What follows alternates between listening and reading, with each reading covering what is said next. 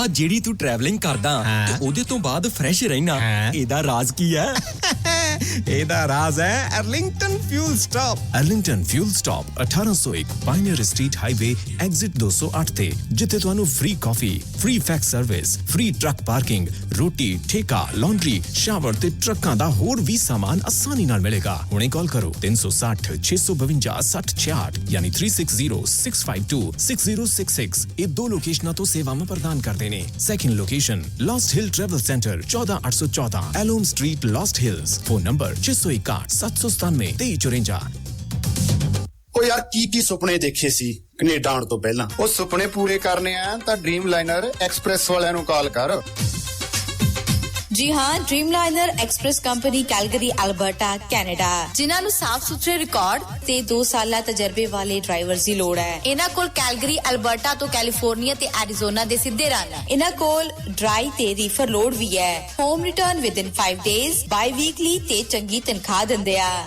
और हाँ, सिंगल ते टीम्स दोनां नूं हायर करदे ने। वधेरे जानकारी लई call 403 404 9501 403 404 9501। Dreamliner express company Calgary Alberta Canada. Bathinda ਦੀ ਗ੍ਰੀਨ ਸਿਟੀ ਦੀ ਅਪਾਰ ਸਫਲਤਾ ਤੋਂ ਬਾਅਦ ਹੁਣ ਪੇਸ਼ ਹੈ ਕਨ੍ਹਈਆਜ਼ ਗ੍ਰੀਨ ਸਿਟੀ, ਜਿੱਥੇ ਸਿਕਿਉਰਿਟੀ ਦੇ ਪੁਖਤਾ ਪ੍ਰਬੰਧ, ਖੁੱਲੀਆਂ ਸੜਕਾਂ, ਹਰਾ ਭਰਾ ਵਾਤਾਵਰਣ, ਬਿਜਲੀ ਦੀਆਂ ਅੰਡਰਗਰਾਉਂਡ ਤਾਰਾਂ ਅਤੇ ਖੂਬਸੂਰਤ ਫੁੱਲ ਪੌਦੇ। ਲੈਂਡਸਕੇਪਿੰਗ ਅਤੇ ਨਿਰਮਾਣ ਕਾਰਜ ਚੱਲ ਰਹੇ ਨੇ ਤੇਜ਼ੀ ਨਾਲ। ਇਸ ਤੋਂ ਪਹਿਲਾਂ ਕਿ ਸਾਰੇ ਪਲਾਟ ਬੁੱਕ ਹੋ ਜਾਣ, ਸੰਪਰਕ ਕਰੋ 855600 2064 ਅਤੇ 8556 02071। ਟਰੱਕਿੰਗ ਵਾਲੇ ਵੀਰੋ ਧਿਆਨ ਨਾਲ ਸੁਣੋ। ਟਰੱਕ ਜਿੱਦਾਂ ਦਾ ਵੀ ਚਲਾਉਨੇ ਹੋ, ਮੈਨੂਅਲ ਜਾਂ ਆਟੋਮੈਟਿਕ, ਕੁਇਕ ਟਰੱਕ ਲਿਊਬ ਚੇਤੇ ਆਹੀ ਨਾ ਰੱਖਿਓ। ਟਰੱਕ ਦੀ ਵਧੀਆ ਸਰਵਿਸ ਲਈ ਕੁਇਕ ਟਰੱਕ ਲਿਊਬ। ਲਓ ਜੀ, ਤੀਜੀ ਲੋਕੇਸ਼ਨ ਵੀ ਖੋਲਤੀ ਆ, ਐਗਜ਼ਿਟ 579 ਫਰਮ ਹਾਈਵੇ 401 ਇਨ ਨਾਪਨੀ। ਆਹੋ ਜੀ, ਕੋਈ ਅਪਾਇੰਟਮੈਂਟ ਨਹੀਂ, drive through facility. Exit 579 firm highway 401 in ਨਾਪਨੀ। Quick truck lube, the one stop shop। 5196220660 ਜਾਂ quicktrucklube.com। QTL, because we care। JB Truck Repair, Yuba City, Certified Cummins, Detroit Freightliner, Western Star, Volvo, Caterpillar ਅਤੇ Series 60 engines, international ਅਤੇ automatic ਟਰਾਂਸਮਿਸ਼ਨਸ। 5 ਸਾਲ ਦਾ ਫ੍ਰੇਟਲਾਈਨ dealership ਦਾ experience. ਇਹ engine, truck, trailer, AC, electrical, DPF, DEF repair ਕਰਦੇ ਹਨ। Transmission, rear and, brakes, oil change ਕਰ ਦਿੰਦੇ ਹਨ। Certified 90 ਡੇ DOT inspection ਅਤੇ certified annual federal DOT inspection ਕਰਦੇ ਹਨ। 100 ਮਾਈਲ ਦੇ ਰੇਡੀਅਸ ਵਿੱਚ ਰੋਡ ਅਸਿਸਟੈਂਸ 24/7। ਨਵੇਂ ਕਸਟਮਰਸ ਲਈ 10% ਡਿਸਕਾਊਂਟ। ਹਫਤੇ ਦੇ 7 ਦਿਨ ਸਵੇਰੇ 7 ਤੋਂ ਸ਼ਾਮੀ 7 ਵਜੇ ਤੱਕ ਖੁੱਲੇ ਰਹਿੰਦੇ ਹਨ। ਹੋਰ ਜਾਣਕਾਰੀ ਲਈ ਕਾਲ ਜਗਰੂਪ ਬੋਇਲ 916 696 0634 ਜਾਂ ਜਗਰਾਜ ਬਲ 530 339 15। Address 3894 rail road avenue, Yuba city. ਇੱਥੇ ਹੁਣ ਟਰੱਕਾਂ ਦੇ ਯੂਜ਼ਡ ਤੇ ਬ੍ਰਾਂਡ ਨਿਊ ਟਾਇਰ ਵੀ ਮਿਲਦੇ ਹਨ। ਪ੍ਰੋਗਰਾਮ ਸ਼ਮਾਦਾਨ ਦੇ ਵਿੱਚ ਤੁਹਾਡਾ ਮੁੜ ਤੋਂ ਸਵਾਗਤ ਹੈ ਜੀ।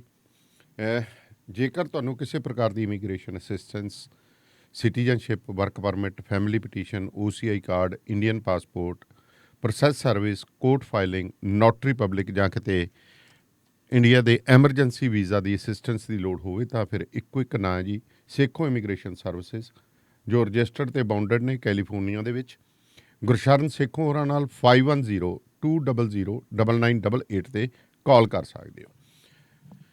ਵਾਸ਼ਿੰਗਟਨ ਫਰੇਟ ਸਰਵਿਸ ਜਿਹੜੀ ਓਨਰ, ਆਪਰੇਟਰ ਤੇ ਡਰਾਈਵਰ ਹਾਇਰ ਕਰ ਰਹੀ ਹੈ, ਤੁਹਾਨੂੰ ਸੈਟਲ ਏਰੀਆ ਦੇ ਵਿੱਚ ਲੋਕਲ ਜੌਬ ਦਿੰਦੀ ਹੈ। ਡਿਸਪੈਚ ਪੰਜਾਬੀ ਤੇ ਇੰਗਲਿਸ਼ ਵੀ ਕੀਤਾ ਜਾਂਦਾ ਹੈ। ਗੁਰਵਿੰਦਰ ਸਿੰਘ ਧਾਲੀਵਾਲ ਹੋਰਾਂ ਨਾਲ 2063544060 ਜਾਂ ਜਗਦੇਵ ਸੰਧੂ ਹੋਰਾਂ ਨਾਲ 2532666924 ਤੇ ਕਾਲ ਕਰ ਸਕਦੇ ਹੋ। ਟਰਾਂਸ ਕੈਨੇਡਾ ਚੱਲਣ ਵਾਲੇ ਟਰੱਕਰ ਇੱਕ ਨੰਬਰ ਨੋਟ ਕਰ ਲਓ ਜੀ, ਬਲਤੇਜ ਪਨੇਸਰ ਹੋਰਾਂ ਦਾ 2044592000 204 459 2000। ਇਹਨਾਂ ਦੀ ਅਕਾਲ ਟਰੱਕ ਐਂਡ ਟ੍ਰੇਲਰ ਜੋ 82 random drive farmers road, Winnipeg, Manitoba ਦੇ ਵਿੱਚ ਹੈ। ਇੱਥੇ ਤੁਹਾਨੂੰ parking, wash, quick truck leave ਦੇ ਨਾਲ ਨਾਲ ਸੈਮੀ ਅਤੇ ਟ੍ਰੇਲਰ ਦਾ ਤਮਾਮ ਕੰਮ ਜਿਹੜਾ ਕੀਤਾ ਜਾਊਗਾ ਤੁਹਾਡੇ।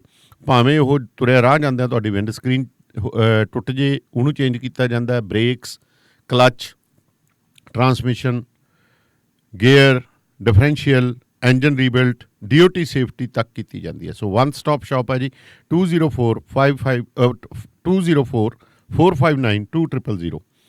ਬੇਕਰਸਫੀਲਡ ਦਾ ਇੱਕ ਟਰਸਟਡ ਨੇਮ ਰੀਅਲ ਸਟੇਟ ਦੇ ਵਿੱਚ, ਜਤਿੰਦਰ ਸਿੰਘ ਤੂਰ, 6617541722। ਅਸੀਂ ਅੱਗੇ ਗੱਲਬਾਤ ਕਰਨ ਦੇ ਲਈ ਬਖਤੌਰ ਸਿੰਘ ਢਿੱਲੋਂ ਹੋਰਾਂ ਨਾਲ ਜੁੜਦੇ ਹਾਂ ਜੀ। ਢਿੱਲੋਂ ਸਾਹਿਬ ਸਤਿ ਸ਼੍ਰੀ ਅਕਾਲ ਜੀ। ਸਤਿ ਸ੍ਰੀ ਅਕਾਲ ਜੀ। ਢਿੱਲੋਂ ਸਾਹਿਬ, ਗੁਰਦੁਆਰਾ ਗੰਗਸਰ ਜੈਤੋਂ 'ਚ ਅਜਿਹਾ ਕੀ ਵਾਪਰਿਆ ਕਿ ਉਹਨੇ ਨਨਕਾਣਾ ਸਾਹਿਬ ਦੇ ਕੁਕਰਮ ਯਾਦ ਕਰਵਾ ਦਿੱਤੇ? ਦੇਖੋ, ਨਨਕਾਣਾ ਸਾਹਿਬ ਦਾ ਕੁਕਰਮ ਜਿਹੜੇ ਹੈਗੇ, ਜਦੋਂ ਆਪਾਂ ਗੱਲ ਕਰੀਏ ਤਾਂ ਇਹ ਅਸੀਂ ਕਹਿ ਸਕਦੇ ਹਾਂ ਕਿ ਜਿਹੜੀ ਪਿਛਲੀ ਸਦੀ ਹੈ ਜੀ, 20ਵੀਂ ਸਦੀ ਦੇ ਸ਼ੁਰੂਆਤ ਦੇ ਵਿੱਚ ਹੀ ਹੋ ਗਈ ਸੀ ਜੀ।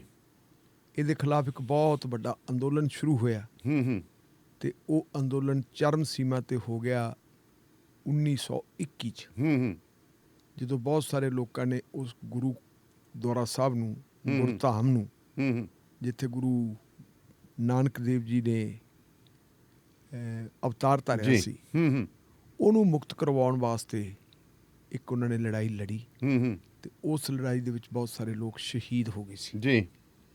ਭਾਈ ਲਛਮਣ ਸਿੰਘ ਹੋਰਾਂ ਨੂੰ ਤਾਂ ਜਿੰਦਾ ਸਾੜਤਾ ਸੀ। ਇਹੋ ਜਿਹਾ ਬੜਾ ਕੁਛ ਹੋਇਆ ਸੀ ਜੀ।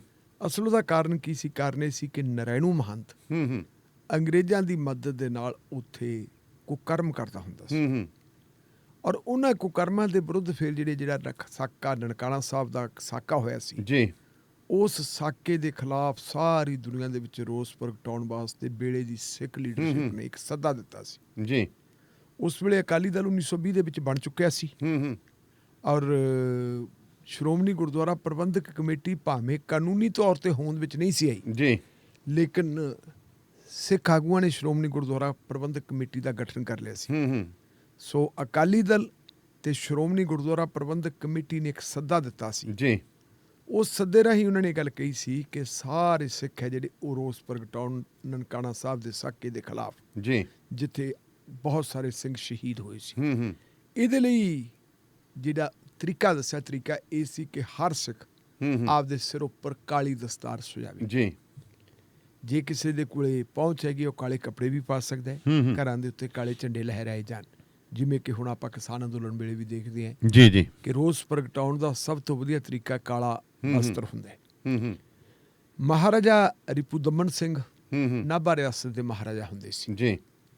ਜਿੰਨੀਆਂ ਦੇਸੀ ਰਿਆਸਤਾਂ ਸੀ, ਇਹਨਾਂ ਦੇਸੀ ਰਿਆਸਤਾਂ ਦੇ ਵਿੱਚੋਂ ਜੇ ਆਪਾਂ ਦੇਸ਼ ਭਗਤ ਰਿਆਸਤ ਜਾਂ ਦੇਸ਼ ਭਗਤ ਰਾਜਾ ਜਾਂ ਮਹਾਰਾਜਾ ਦੇਖੀਏ ਤਾਂ ਉਹ ਮਹਾਰਾਜਾ ਰਿਪੂ ਦਮਨ ਸਿੰਘ ਹੀ ਸੀ। ਜੀ ਜੀ, ਜਿਨ੍ਹਾਂ ਨੇ ਭਰਤੀ ਕੀਤਾ ਸੀ, ਜਿਨ੍ਹਾਂ ਨੇ ਮਤਲਬ ਜਿਹੜੇ ਅੰਦੋਲਨਕਾਰੀ ਲੋਕਾਂ ਨੂੰ ਆਪਣੇ ਸ਼ੈਲਟਰ ਦਿੰਦੇ ਹੁੰਦੇ ਸੀ।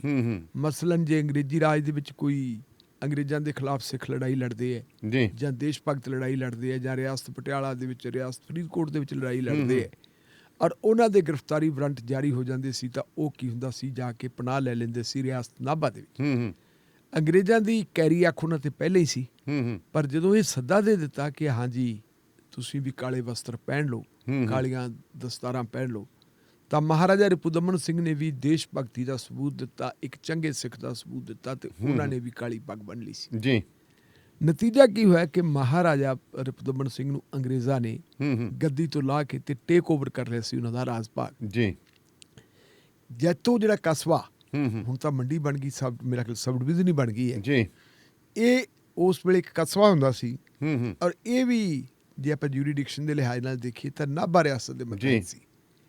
ਸਿੱਖ ਪੰਥ ਦੇ ਜਿਹੜੇ ਉਸ ਵੇਲੇ ਦੇ ਲੀਡਰ ਸਾਹਿਬਾਨ ਸੀ, ਉਹਨਾਂ ਨੇ ਗੁਰਦੁਆਰਾ ਗੰਗਸਰ ਸਾਹਿਬ ਜੀ, ਜਿਹਨੂੰ ਗੁਰੂ ਗੋਬਿੰਦ ਸਿੰਘ ਜੀ ਦੀ ਚਰਨ ਛੋਹ ਪ੍ਰਾਪਤ ਹੈ, ਉੱਥੇ ਇੱਕ ਅਖੰਡ ਪਾਠ ਆਰੰਭਤਾ ਜੀ, ਇਸ ਗੱਲ ਦੇ ਵਿਰੋਧ ਵਿੱਚ ਕਿ ਮਹਾਰਾਜਾ ਨਾਭਾ ਨੂੰ, ਰਿਪੂ ਦਮਨ ਸਿੰਘ ਹੋਰਾਂ ਨੂੰ ਤੁਸੀਂ ਗੱਦੀ ਤੋਂ ਕਿਉਂ ਉਤਾਰੇ ਜੀ। ਤਾਂ ਅੰਗਰੇਜ਼ ਫੋਰਸ ਨੇ ਉਸ ਅਖੰਡ ਪਾਠ ਨੂੰ ਖੰਡਿਤ ਕਰਤਾ ਸੀ। ਅੱਛਾ ਜੀ। ਪੁਲਿਸ ਭੇਜਤੀ ਸੀ, ਪੁਲਿਸ ਨੇ ਆ ਕੇ ਉਹਦੇ ਵਿੱਚ ਗੜਬੜ ਕੀਤੀ ਤੇ ਉਸ ਗੜਬੜ ਕਰਨ ਤੋਂ ਬਾਅਦ ਫਿਰ ਇਹ ਫੈਸਲਾ ਹੋ ਗਿਆ ਕਿ ਡੇਲੀ ਅਕਾਲ ਤਖਤ ਸਾਹਿਬ ਤੋਂ 25 ਸਿੰਘਾਂ ਦਾ ਇੱਕ ਜਥਾ ਚੱਲਿਆ ਕਰੂਗਾ ਜੀ ਔਰ ਇਹ ਜਥਾ ਆ ਕੇ ਅਖੰਡ ਪਾਠ ਸਾਹਿਬ ਹੈ ਜਿਹੜਾ ਸ਼ੁਰੂ ਕਰਵਾਊਗਾ। ਉਹ ਜਥਾ ਉੱਥੋਂ ਚੱਲਦਾ ਸੀ, ਜਥੇ ਨੂੰ ਰਾਹ ਦੇ ਵਿੱਚ ਗ੍ਰਿਫਤਾਰ ਕਰ ਲਿਆ ਜਾਂਦਾ ਸੀ ਜੀ। ਅਖੀਰ ਇਹ ਹੋਇਆ ਕਿ ਨਹੀਂ ਹੁਣ ਗੱਲ ਸਰਦਾ ਨਹੀਂ, ਤੇ ਫਿਰ ਫੈਸਲਾ ਹੋ ਗਿਆ ਕਿ ਜਥਾ ਹੁਣ ਇੱਕ ਨਹੀਂ 500 ਬੰਦੇ ਦਾ ਜਾਊਗਾ 25 ਦੀ ਥਾਂ ਤੇ। 500 ਦਾ ਜਿਹੜਾ ਪਹਿਲਾ ਜਥਾ ਬਰਗਾੜੀ ਤੋਂ, ਜਦੋਂ ਬਰਗਾੜੀ ਆ ਗਿਆ ਤੇ ਬਰਗਾੜੀ ਤੋਂ ਉਹ ਜੈਤੋ ਦੇ ਇਲਾਕੇ ਦੇ ਵਿੱਚ ਦਾਖਲ ਹੋਣ ਲੱਗਿਆ ਜੀ ਜੀ, ਤਾਂ ਫਿਰ ਉਸ ਜਥੇ ਨੂੰ ਘੇਰਾ ਪਾ ਲਿਆ ਫੋਰਸਸ ਨੇ ਅੱਛਾ ਜੀ। ਘੇਰਾ ਪਾ ਕੇ ਉਹਨਾਂ ਦੇ ਉੱਤੇ ਅੰਨ੍ਹੇਵਾਹ ਗੋਲੀਆਂ ਚਲਾਈਆਂ ਗਈਆਂ। ਚਲਦੀਆਂ ਗੋਲੀਆਂ 'ਚ ਵਰਦੇ ਮੀਂਹ ਦੇ ਵਿੱਚ ਜਿਹੜੇ ਹੈਗੇ ਗੋਲੀਆਂ ਦਾ ਜਿਹੜਾ ਵਰਦਾ ਮੀਂਹ ਕਹਾਂਗੇ ਆਪਾਂ, ਦੂਜਾ ਬੱਦਲ ਵਾਲਾ ਨਹੀਂ, ਗੋਲੀਆਂ ਦਾ ਮੀਂਹ ਵੀ ਡਲਿਆਂ ਦਾ ਜਿਵੇਂ ਕਹਿ ਦਿੰਦੇ ਵਿਸ਼ਾਰ ਕਰਤੀ। ਹਾਂ ਬਿਲਕੁਲ ਬਿਲਕੁਲ। ਸਿੰਘ ਜਿਹੜੇ ਹੈਗੇ ਗੁਰਦੁਆਰਾ ਟਿੱਬੀ ਸਾਹਿਬ ਤੱਕ ਪਹੁੰਚ ਗਏ। ਅੱਛਾ ਜੀ। ਔਰ ਟਿੱਬੀ ਸਾਹਿਬ ਤੋਂ ਫਿਰ ਉਹਨਾਂ ਨੇ ਸਿੱਧਾ ਗੰਗਸਰ ਨੂੰ ਸ਼ੁਰੂ ਕਰਤਾ। ਉਹਨਾਂ ਨੇ ਪਿੱਛਾ ਮੁੜ ਕੇ ਨਹੀਂ ਦੇਖਿਆ। ਗੋਲੀਆਂ ਚੱਲਦੀਆਂ ਰਹੀਆਂ ਤੇ ਉਹ ਡਿੱਗਦੇ ਰਹੇ। ਇੱਕ ਅੰਦਾਜ਼ੇ ਦੇ ਮੁਤਾਬਕ ਕਹਿੰਦੇ ਵੀ 300 ਸਿੰਘ ਉਸ ਸਾਕੇ ਦੇ ਵਿੱਚ ਸ਼ਹੀਦ ਹੋਏ ਸੀ ਤੇ ਬਹੁਤ ਸਾਰੇ ਲੋਕ ਜਿਹੜੇ ਹੈ ਜ਼ਖਮੀ ਹੋ ਗਏ ਸੀ। ਸੋ ਇਹ ਇੱਕ ਇਤਿਹਾਸ ਹੈ ਗੁਰਦੁਆਰਾ ਗੰਗਸਰ ਸਾਹਿਬ ਦਾ। ਸੋ ਇਸ ਨੂੰ ਆਪਾਂ ਦੁਹਰਾ ਕਹਿ ਸਕਦੇ ਹਾਂ ਕਿ ਪਹਿਲਾਂ ਨਨਕਾਣੇ ਹੋਇਆ ਤੇ ਫਿਰ ਗੰਗਸਰ। ਨਨਕਾਣੇ ਦੇ ਵਿੱਚ ਤਾਂ ਮਤਲਬ ਜਿਹੜਾ ਹੈਗਾ ਕੁਕਰਮ ਹੋਏ। ਉਹਨਾਂ ਕੁਕਰਮਾਂ ਦੇ ਵਿਰੋਧ ਦੇ ਵਿੱਚ ਸਿੱਖਾਂ ਨੇ ਨਨਕਾਣਾ ਸਾਹਿਬ ਨੂੰ ਲਿਬਰੇਟ ਕਰਾਉਣਾ ਚਾਹਿਆ ਤੋਂ ਨਰੈਣੂ ਮਹੰਤ। ਹਾਂਜੀ, ਨਰੈਣੂ ਮਹੰਤ ਨੇ ਉਹਨਾਂ ਨੂੰ ਮਾਰਿਆ। ਇਹ ਫਿਰ ਜਿਹੜਾ ਸੀ ਇਹ ਤਾਂ ਮਹਾਰਾਜਾ ਨਾਭਾ, ਕਿਉਂਕਿ ਸਿੱਖਾਂ ਨੇ ਸੱਦਾ ਦਿੱਤਾ ਸੀ ਕਿ ਆਪਾਂ ਰੋਸ ਪ੍ਰਗਟਾਉਣਾ ਜੀ ਜੀ, ਤੇ ਉਹਦੇ ਚ ਮਹਾਰਾਜਾ ਨਾਭਾ ਨੇ ਵੀ ਕਾਲੀ ਪੱਗ ਬੰਨ ਲਈ ਰੋਸ ਪ੍ਰਗਟਾਉਣ ਵਜੋਂ। ਮਹਾਰਾਜਾ ਨਾਭਾ ਨੂੰ ਹਟਾ ਦਿੱਤਾ ਤੇ ਉਹਦੇ ਹਟਾਉਣ ਦੇ ਵਿਰੋਧ ਵਿੱਚ ਸਿੱਖਾਂ ਨੇ ਇੱਕ ਪ੍ਰੋਟੈਸਟ ਕੀਤਾ ਸੀ। ਤੇ ਸਾਡਾ ਤਰੀਕਾਕਾਰ ਇਹੋ ਹੀ ਹੁੰਦਾ ਵੀ ਖੰਡ ਪਾਠ ਸਾਹਿਬ ਆਰੰਭ ਲਓ। ਖੰਡ ਪਾਠ ਸਾਹਿਬ ਖੰਡਿਤ ਕਰਤਾ ਸੀ ਤੇ ਫਿਰ ਉਹ ਖੰਡ ਪਾਠ ਸਾਹਿਬ ਦੀ ਜਿਹੜੀ ਹੈਗੀ ਹੈ ਮਰਿਆਦਾ ਨੂੰ ਬਹਾਲ ਕਰਾਉਣ ਵਾਸਤੇ ਜਿੱਥੇ ਦਾ ਸਿਲਸਿਲਾ ਹੋਇਆ ਸੀ। ਜੀ ਜੀ। ਅਲਟੀਮੇਟਲੀ ਹੋਇਆ ਇਹ ਕਿ ਅੰਗਰੇਜ਼ਾਂ ਨੂੰ ਫਿਰ ਝੁਕਣਾ ਪਿਆ ਸੀ। ਅੰਗਰੇਜ਼ਾਂ ਨੇ ਕਹਿ ਦਿੱਤਾ ਸੀ ਕਿ ਸਾਡੇ ਹਥਿਆਰ ਆ ਲਓ ਜੀ, ਅਸੀਂ ਸਿੱਟਦੇ ਹੈ, ਤੁਸੀਂ ਅਖੰਡ ਪਾਠ ਸਾਹਿਬ ਕਰ ਲਓ। ਤੇ ਸਿੰਘਾਂ ਨੇ ਫਿਰ ਅਖੰਡ ਪਾਠ ਸਾਹਿਬ ਕੀਤਾ। ਇੱਕ ਇਤਿਹਾਸ ਹੈ ਔਰ ਇਸ ਇਤਿਹਾਸ ਦਾ ਜਿਹੜਾ ਹੈਗਾ ਜ਼ਿਕਰ ਹੈ ਉਹ ਜੰਗੇ ਆਜ਼ਾਦੀ ਦੀਆਂ ਕਿਤਾਬਾਂ ਦੇ ਵਿੱਚ ਵੀ ਹੈ ਜੀ, ਕਿ ਹਾਂ ਸਿੱਖਾਂ ਨੇ ਇੱਕ ਐਡਾ ਵੱਡਾ ਅੰਦੋਲਨ ਲੜਿਆ ਸੀ। ਔਰ ਮੈਂ ਇਹ ਵੀ ਦੱਸ ਦੇਵਾਂ ਕਿ ਜਦੋਂ ਇੱਥੇ ਤਸ਼ੱਦਦ ਹੋਇਆ ਸੀ ਤਾਂ ਉਸ ਤਸ਼ੱਦਦ ਨੂੰ ਦੀ ਜਿਹੜੀ ਮੌਕੇ ਤੇ ਆ ਕੇ ਪੜਤਾਲ ਕਰਨ ਵਾਸਤੇ ਕਾਂਗਰਸ ਪਾਰਟੀ ਨੇ ਪੰਡਿਤ ਜਵਾਹਰ ਲਾਲ ਨਹਿਰੂ ਨੂੰ ਭੇਜਿਆ ਸੀ। ਅੱਛਾ ਜੀ। ਔਰ ਪੰਡਿਤ ਜਵਾਹਰ ਲਾਲ ਨਹਿਰੂ ਨੂੰ ਇੱਥੇ ਗ੍ਰਿਫਤਾਰ ਕੀਤਾ ਗਿਆ ਸੀ ਬਕਾਇਦਾ। ਓਕੇ, ਰੱਖਿਆ ਜੇਲ੍ਹ ਦੇ ਵਿੱਚ, ਹਜੇ ਵੀ ਉਹ ਮਿਊਜ਼ੀਅਮ ਟਾਈਪ ਚੀਜ਼ ਬਣਾਈ ਗਈ ਹੈ। ਜੈਤੋ ਦੇ ਕਿਲੇ ਦੇ ਵਿੱਚੋਂ ਹਵਾਲਾਤ ਹੈ। ਉੱਥੋਂ ਫਿਰ ਉਹਨਾਂ ਨੂੰ ਨਾਭਾ ਲਿਆਂਦਾ ਗਿਆ ਸੀ। ਤੇ ਨਾਭਾ ਜਿਹੜਾ ਹੁਣ ਇਤਿਹਾਸ ਦੀਆਂ ਕਿਤਾਬਾਂ 'ਚ ਲਿਖਿਆ ਕਿ ਨਾਭੇ ਜਦੋਂ ਮੈਜਿਸਟ੍ਰੇਟ ਦੇ ਪੇਸ਼ ਕੀਤਾ ਤਾਂ ਉਹ ਕਹਿੰਦੇ ਤੁਸੀਂ ਦਫਾ 144 ਤੋੜੀ ਹੈ। ਤੇ ਪੰਡਿਤ ਨਹਿਰੂ ਕਹਿੰਦਾ ਮੈਂ ਤਾਂ ਇਕੱਲਾ ਸੀ। ਦਫਾ 144 ਤਾਂ ਇਕੱਲੇ ਨਾਲ ਕਿਵੇਂ ਟੁੱਟ ਜੂ? 5 ਜਾਂ 5 ਤੋਂ ਵੱਧ ਬੰਦਿਆਂ ਨਾਲ ਟੁੱਟਦੀ ਹੈ। ਤੇ ਕਹਿੰਦੇ ਮੈਜਿਸਟ੍ਰੇਟ ਵੀ ਤਾਂ ਉਦੋਂ ਦੇ ਮੈਜਿਸਟ੍ਰੇਟ ਇਹੋ ਜਿਹੇ ਹੁੰਦੇ ਸੀ ਜਿਵੇਂ ਹੁਣ ਸਰਕਾਰ ਹੁਣ ਵੀ ਤਾਂ ਉਹੋ ਜਿਹੀ ਮੈਜਿਸਟ੍ਰੇਟ ਆ, ਉਦੋਂ ਅੰਗਰੇਜ਼ਾਂ ਦੇ ਸੀ। ਹੁਣ ਹਾਂ, ਉਹ ਕਹਿੰਦੇ 4 ਹੋਰ ਫੜ ਕੇ 5 ਪੂਰੇ ਕਰ ਲਓ। ਇਹਨੂੰ ਦਫਾ 44 ਉੱਥੋਂ ਹੀ ਟਿਊਸ਼ਨਾਂ ਚੱਲੀਆਂ ਨਾ। ਸੋ ਉਹ ਤੋਂ ਬਾਅਦ ਫਿਰ ਉਹ ਜਿਹੜੀ ਵਿਕਟਰੀ ਹੋ ਗਈ ਸੀ, ਉਸ ਵਿਕਟਰੀ ਤੋਂ ਬਾਅਦ ਮਤਲਬ ਇਹ ਇਤਿਹਾਸਕ ਗੁਰਦੁਆਰਾ ਹੈ। ਇਸ ਇਤਿਹਾਸਕ ਗੁਰਦੁਆਰੇ ਦੇ ਵਿੱਚ ਪਿਛਲੇ ਦਿਨਾਂ 'ਚ ਕੀ ਹੋਇਆ ਕਿ 7 ਤੇ 8 ਤਾਰੀਖ ਦੀ ਦਰਮਿਆਨੀ ਰਾਤ ਨੂੰ ਜਿਹੜੇ ਉੱਥੋਂ ਦੇ ਸੇਵਾਦਾਰ ਹੈ ਉਹਨਾਂ ਨੂੰ ਇੱਕ ਟੈਲੀਫੋਨ ਆਉਂਦਾ ਹੈ ਜੀ। ਟੈਲੀਫੋਨ ਜਿਹੜੀ ਕਿਹਦਾ ਆਉਂਦਾ ਜੀ? 2 ਮੁਲਾਜ਼ਮ ਹੈ। ਇੱਕ ਤਾਂ ਕਲਰਕ ਹੈ ਜੀ ਤੇ ਇੱਕ ਜਿਹੜਾ ਹੈਗਾ ਕੋਈ ਮੇਰਾ ਖਿਆਲ ਵੀ ਛੋਟਾ ਸੀ, ਉਦੋਂ ਛੋਟਾ ਹੋਣਾ। ਉਹਨਾਂ ਨੇ ਫੋਨ ਕੀਤਾ, ਇੱਕ MLA ਦਾ ਨਾਂ ਲਿਆ, ਸਾਬਕਾ MLA ਦਾ, ਕਿਉਂਕਿ ਆਪਾਂ ਉਹਦਾ ਪੱਖ ਨਹੀਂ ਲਿਆ ਇਸ ਕਰਕੇ ਆਪਾਂ ਨਾਂ ਨਹੀਂ ਲੈ ਸਕਦੇ। ਕਹਿੰਦੇ ਜੀ ਅਸੀਂ ਉਹਦੇ ਘਰੇ ਬੈਠੇ ਹਾਂ, ਉੱਥੋਂ ਅਸੀਂ ਤੁਹਾਡੇ ਕੋਲੇ ਆਵਾਂਗੇ ਜੀ, ਲੰਗਰ ਪਾਣੀ ਛਕਾਂਗੇ ਤੇ ਇੱਥੇ ਰਹਾਂਗੇ। ਸੇਵਾਦਾਰ ਜਿਹੜੇ ਵਿਚਾਰੇ ਲਾਂਗਰੀ ਹੁੰਦੇ ਆ ਕਹਿੰਦੇ ਜੀ ਆਜੋ, ਕੋਈ ਗੱਲ ਨਹੀਂ, ਤਿਆਰ ਕਰ ਲਾਂਗੇ। ਉਹ ਬੰਦੇ ਗੱਡੀ ਤੇ ਆਉਂਦੇ ਹੈ। ਗੱਡੀ ਜਿਹੜੀ ਹੈਗੀ ਹੈ ਜਿਹੜਾ ਇੱਥੇ ਕਲਗੀਧਰ ਨਿਵਾਸ ਬਣਾਇਆ ਹੋਇਆ ਹੈ ਜੀ, ਉਹ ਕਲਗੀਧਰ ਨਿਵਾਸ ਦੇ ਪਿਛਲੇ ਪਾਸੇ ਖੜੀ ਕੀਤੀ। ਅੱਛਾ ਜੀ। ਔਰ ਖੜੀ ਕਰਕੇ ਉਹ ਦਵਾ ਦਵ ਆਪਣੇ ਕਮਰੇ 'ਚ ਚਲੇ ਗਏ। ਕਮਰੇ ਉੱਥੇ ਜਿਹੜੇ ਪਹਿਲੇ 2 ਕਮਰੇ, ਇੱਕ ਕਮਰਾ ਤੇ ਕਮਰਾ ਨੰਬਰ 1 ਤੇ ਕਮਰਾ ਨੰਬਰ 2, ਉਹਨਾਂ 'ਚ AC ਲੱਗੇ। ਦੋਨੋਂ ਕਮਰੇ ਉਹਨਾਂ ਨੇ ਆਕੂਪਾਈ ਕਰ ਲਏ। ਫਿਰ ਉਹਨਾਂ ਦੇ ਵਿੱਚੋਂ ਇੱਕ ਆਦਮੀ ਆਇਆ ਤੇ ਉਹ ਖਾਣਾ ਜਿਹੜਾ ਹੈਗਾ ਲੰਗਰ ਰੋਟੀ ਲੈ ਕੇ ਚਲਾ ਗਿਆ ਉੱਥੇ ਜੀ। ਤਾਂ ਸੇਵਾਦਾਰ ਜਿਹੜਾ ਸੀਗਾ ਲੰਗਰ ਵਾਲਾ, ਉਹਨੇ ਕਿਹਾ ਕਿ ਮੈਂ ਬਰਤਨ ਚੱਕ ਲੈਵਾਂ ਜੀ। ਜਦੋਂ ਬਰਤਨ ਚੱਕਣ ਵਾਸਤੇ ਗਿਆ ਤੇ ਉਹਨੇ ਕੁਸਰ ਮੁਸਰ ਸੁਣੀ ਤੇ ਕੁਸਰ ਮੁਸਰ ਦੇ ਵਿੱਚੋਂ ਉਹਨੂੰ 2 ਬੀਬੀਆਂ ਦੀ ਆਵਾਜ਼ ਸੁਣਾਈ ਦਿੱਤੀ ਅੰਦਰ। ਜਦੋਂ ਬੀਬੀਆਂ ਦੀ ਆਵਾਜ਼ ਸੁਣਾਈ ਦਿੱਤੀ ਤੇ ਉਹਨੇ ਨਾਲ ਦੀ ਨਾਲ ਹੀ, ਪਹਿਲਾਂ ਵੀ ਉਹਨੂੰ ਇਸ ਕਿਸਮ ਦੀ, ਉਹ ਕਹਿੰਦਾ ਮੈਂ ਉਹਦੀ ਇੰਟਰਵਿਊ ਸੁਣੀ ਹੈ ਕਿ ਮੈਂ ਪਹਿਲਾਂ ਵੀ ਇਹੋ ਜਿਹਾ ਕੁਝ ਦੇਖਦਾ ਰਿਹਾ। ਮੈਂ ਮੈਨੇਜਰ ਸਾਹਿਬ ਨੂੰ ਦੱਸ ਦਿੰਦਾ ਸੀ ਤੇ ਮੈਨੇਜਰ ਸਾਹਿਬ ਜਿਹੜੇ ਹੈਗੇ ਉਹਨਾਂ ਬੰਦਿਆਂ ਨੂੰ ਦੱਸ ਦਿੰਦੇ ਸੀ ਕਾਰਵਾਈ ਕਰਨ ਦੀ ਬਜਾਏ। ਤੇ ਉਹ CID ਰੱਖੀ ਹੁੰਦੀ ਨਾ, ਫਿਰ ਤਾਂਹੀਆਂ ਤਾਂ ਕਮਰੇ ਦਿੰਦੇ ਸੀ। ਹਾਂ, ਉਹ ਕਹਿੰਦੇ ਵੀ ਮੈਨੂੰ ਅਵਾ ਤਵਾ ਬੋਲਦੇ, ਉਹ ਫਿਰ ਮੈਨੂੰ ਗਾਲਾਂ ਦੁਪੜਾ ਕੱਢਦੇ। ਤੇ ਮੈਂ ਉਸ ਦਿਨ ਕਹਿੰਦੇ ਵੀ ਮੈਨੇਜਰ ਸਾਹਿਬ ਨੂੰ ਦੱਸਣ ਦੀ ਬਜਾਏ ਤੇ ਜਿਹੜੇ ਲੋਕਲ ਆਪਣੇ ਬੰਦੇ ਸੀ ਉਹਨਾਂ ਨੂੰ ਦੱਸਦਾ ਜੀ। ਲੋਕਲ ਬੰਦਿਆਂ ਨੇ ਇਹਦੇ ਤੇ ਮਤਲਬ ਪ੍ਰੋਟੈਸਟ ਕੀਤਾ, ਜੋ ਵਗੈਰਾ ਕੀਤਾ। ਚਲੋ ਉਹ ਬੰਦੇ ਨਿਕਲ ਗਏ। ਉਹ ਤੋਂ ਬਾਅਦ ਫਿਰ ਗੱਲ ਵੱਧਦੀ ਗਈ ਤੇ ਵੱਧਦਿਆਂ ਫਿਰ ਇੱਕ 11 ਮੈਂਬਰੀ ਕਮੇਟੀ ਬਣ ਗਈ। ਤੇ ਉਸ 11 ਮੈਂਬਰੀ ਕਮੇਟੀ ਨੇ ਕਿਹਾ ਵੀ ਆਪਾਂ ਅੰਮ੍ਰਿਤਸਰ ਕਿਉਂ ਨਾ ਚਲੀਏ ਜੀ। ਉਹ ਅੰਮ੍ਰਿਤਸਰ ਚਲੇ ਗਏ। ਗੁਰੂ ਨਾਨਕ ਦੇਵ ਜੀ ਦਾ, ਗੁਰੂ ਅਰਜਨ ਦੇਵ ਜੀ ਦਾ ਪ੍ਰਕਾਸ਼ ਦਿਹਾੜਾ ਸੀਗਾ ਜੀ। ਬੀਬੀ ਜਗੀਰ ਕੌਰ ਦੇ ਨਾਲ ਗੱਲ ਨਹੀਂ ਹੋਈ। ਉਹਨਾਂ ਨੇ ਟੈਲੀਫੋਨ ਕੀਤੀ ਤੇ ਬੀਬੀ ਜਗੀਰ ਕੌਰ ਨੇ ਆਪਣਾ PA ਭੇਜਤਾ ਵੀ ਕੰਪਲੇਂਟ ਲੈ ਲਓ ਉਹਨਾਂ ਦੀ। ਉਹਨਾਂ ਨੇ ਕੰਪਲੇਂਟ ਦੇਤੀ ਤੇ ਉੱਥੋਂ ਜੀ ਉਹਨਾਂ ਨੇ ਇੱਕ ਟੀਮ ਭੇਜਤੀ। ਜਦੋਂ ਟੀਮ ਮੌਕੇ ਤੇ ਆਈ ਤੇ ਟੀਮ ਨੂੰ ਉਹਨਾਂ ਨੇ ਦੱਸਿਆ ਵੀ ਇੱਥੇ ਤਾਂ ਆਹ ਕੁਛ ਹੁੰਦਾ ਹੈ ਜੀ। ਤੇ ਜਿਹੜੀ ਟੀਮ ਦਾ ਮੁਖੀਆ ਸੀ ਫਲਾਇੰਗ ਸਕੁਐਡ ਦਾ, ਉਹ ਕਹਿੰਦਾ ਜੀ ਐ ਨਹੀਂ ਗੱਲ, ਜਿਹੜੀਆਂ ਚੀਜ਼ਾਂ ਜਾਂ ਤਾਂ ਤੁਸੀਂ ਕੋਈ ਸਬੂਤ ਦਿਓ ਜੀ, ਸਬੂਤ ਸਾਡੇ ਸਾਹਮਣੇ ਦਿਓ। ਉਹ ਕਹਿੰਦੇ ਜੀ ਸਬੂਤ ਤਾਂ ਖੂਹ 'ਚ ਪਏ, ਇਤਿਹਾਸਕ ਖੂਹ ਹੈ ਜੀ। ਕਿਹਾ ਜਾਂਦਾ ਕਿ ਇਸ ਖੂਹ ਦਾ ਪਾਣੀ ਨਾਭੇ ਜਾਂਦਾ ਹੁੰਦਾ ਸੀ ਮਹਾਰਾਜਾ ਰਿਪੁਦਮਨ ਸਿੰਘ ਵਾਸਤੇ। ਉਹ ਇੱਕ ਇਤਿਹਾਸਕ ਖੂਹ ਹੈ। ਕਹਿੰਦੇ ਖੂਹ 'ਚ ਦੇਖ ਲਓ ਸਾਰਾ ਕੁਝ। ਕਹਿੰਦੇ ਜੀ ਖੂਹ ਦਾ ਪਾਣੀ ਕੱਢਣਾ ਪਊਗਾ, ਖੂਹ ਦੀ ਸਫਾਈ ਕਰਨੀ ਪਊਗੀ। ਇਹ ਜਦ ਅੱਜ ਹੀ ਕੱਢ ਲਓ ਫਿਰ ਕਹੋਗੇ ਬਾਅਦ ਦੇ ਵਿੱਚ ਵੀ ਆਹ ਨਿਕਲਿਆ ਉਹ ਨਹੀਂ ਮੈਂ ਮੰਨਣਾ, ਸਾਡੀ ਕਮੇਟੀ ਦੇ ਸਾਹਮਣੇ ਕਰੋ। ਤੁਹਾਡੇ ਵਰਗਾ ਸਿਆਣਾ ਬੰਦਾ ਸੀ ਕੋਈ, ਉਹ ਕਹਿੰਦਾ ਗੱਲ ਕੁਛ ਨਹੀਂ, ਟੋਕਰੀ ਨਾਲ ਤੁਸੀਂ ਰੱਸੀਆਂ ਬੰਨੋ, ਟੋਕਰੀ ਲਟਕਾ ਦਿਓ ਤੇ ਹੁਣ ਕਰ ਲੈਣੇ। ਜਦੋਂ ਟੋਕਰੀ ਲਟਕਾਈ ਤੇ ਦਾਣੇ ਵਾਲੀਆਂ ਸਾਹਿਬ ਫਿਰ ਉਹ ਚੋਂ ਕੀ ਕੁਛ ਨਿਕਲਦਾ ਦੱਸੋ ਜੀ। ਫਿਰ ਵੀਅਰ ਦੀਆਂ ਖਾਲੀ ਬੋਤਲਾਂ, ਅੱਛਾ, ਵਿਸਕੀ ਦੀਆਂ ਖਾਲੀ ਬੋਤਲਾਂ ਉੱਤੇ ਤਰਦੀਆਂ ਫਿਰਨਾ, ਹਾਂ ਹੱਡੀਆਂ ਮੀਟ ਦੀਆਂ ਲਿਫਾਫਿਆਂ ਦੇ ਵਿੱਚ ਬਲੇਟ ਕੇ ਸਿੱਟੀਆਂ ਹੋਈਆਂ। ਲੈ ਦੱਸੋ, ਜਿਹੜੇ ਮੀਟ ਖਾਦਾ ਹੋਇਆ ਹੱਡੀਆਂ ਖਾਦੀਆਂ ਉਹ ਨਿਕਲ ਗਏ। ਤੇ ਸਭ ਤੋਂ ਸ਼ਰਮਨਾਕ ਇਸਤੇਮਾਲ ਕੀਤੇ ਹੋਏ ਕੰਡੋਮ। ਦੱਸੋ, ਜਦੋਂ ਇਹ ਕੁਛ ਨਿਕਲਿਆ, ਇਹ ਕੁਛ ਨਿਕਲ ਤੋਂ ਬਾਅਦ ਬਸ ਫਿਰ ਲੋਕ ਲੋਹੇ ਲਾਖੇ ਹੋ ਗਏ। ਉਹ ਕਹਿੰਦੇ ਕਰੋ ਕਾਰਵਾਈ। ਕਹਿੰਦੇ ਜੇ ਅਸੀਂ ਰਿਪੋਰਟ ਪੇਸ਼ ਕਰਾਂਗੇ ਕਾਰਵਾਈ ਤਾਂ ਅੰਮ੍ਰਿਤਸਰੋਂ ਹੋਣੀ। ਅੰਮ੍ਰਿਤਸਰੋਂ ਦੱਸੋ। ਉਹ ਆਦੇ ਹੁਣ ਨਹੀਂ, ਫਿਰ ਅਸੀਂ ਹੁਣ ਨਹੀਂ। ਫਿਰ ਲੋਕਾਂ ਨੇ ਉਹਨਾਂ ਨੂੰ ਬੰਦੀ ਬਣਾ ਲਿਆ। ਅੱਛਾ ਜੀ। ਹਾਲਾਂਕਿ ਬੰਦਕ ਬਣਾਉਣਾ ਕਿਸੇ ਬੰਦੇ ਗੈਰ ਕਾਨੂੰਨੀ ਹੈ, ਗਲਤ ਹੈ, ਗੈਰ ਕਾਨੂੰਨੀ ਹੈ, ਪਰ ਉਹ ਕਰਨ ਕੀ। ਉਹ ਕਹਿੰਦੇ ਲਓ ਜੀ ਹੁਣ ਫਿਰ ਨਨਕਾਣਾ ਸਾਹਿਬ ਦਾ ਸਾਕਾ ਦੁਹਰਾ ਦਿਓ, ਅਸੀਂ ਬੈਠੇ ਹਾਂ, ਦੁਹਰਾ ਦਿਓ ਬਰਗਾੜੀ ਤੇ ਕੋਟਕਪੂਰਾ, ਦੁਹਰਾ ਦਿਓ ਬਹਿਬਲ ਕਲਾਂ, ਚਲਾ ਦਿਓ ਗੋਲੀਆਂ, ਅਸੀਂ ਬੈਠੇ ਹੁਣ, ਅਸੀਂ ਇਹਨਾਂ ਨੂੰ ਛੱਡਾਂਗੇ ਨਹੀਂ, ਮਰਾਂਗੇ ਜਾਂ ਮਾਰਾਂਗੇ।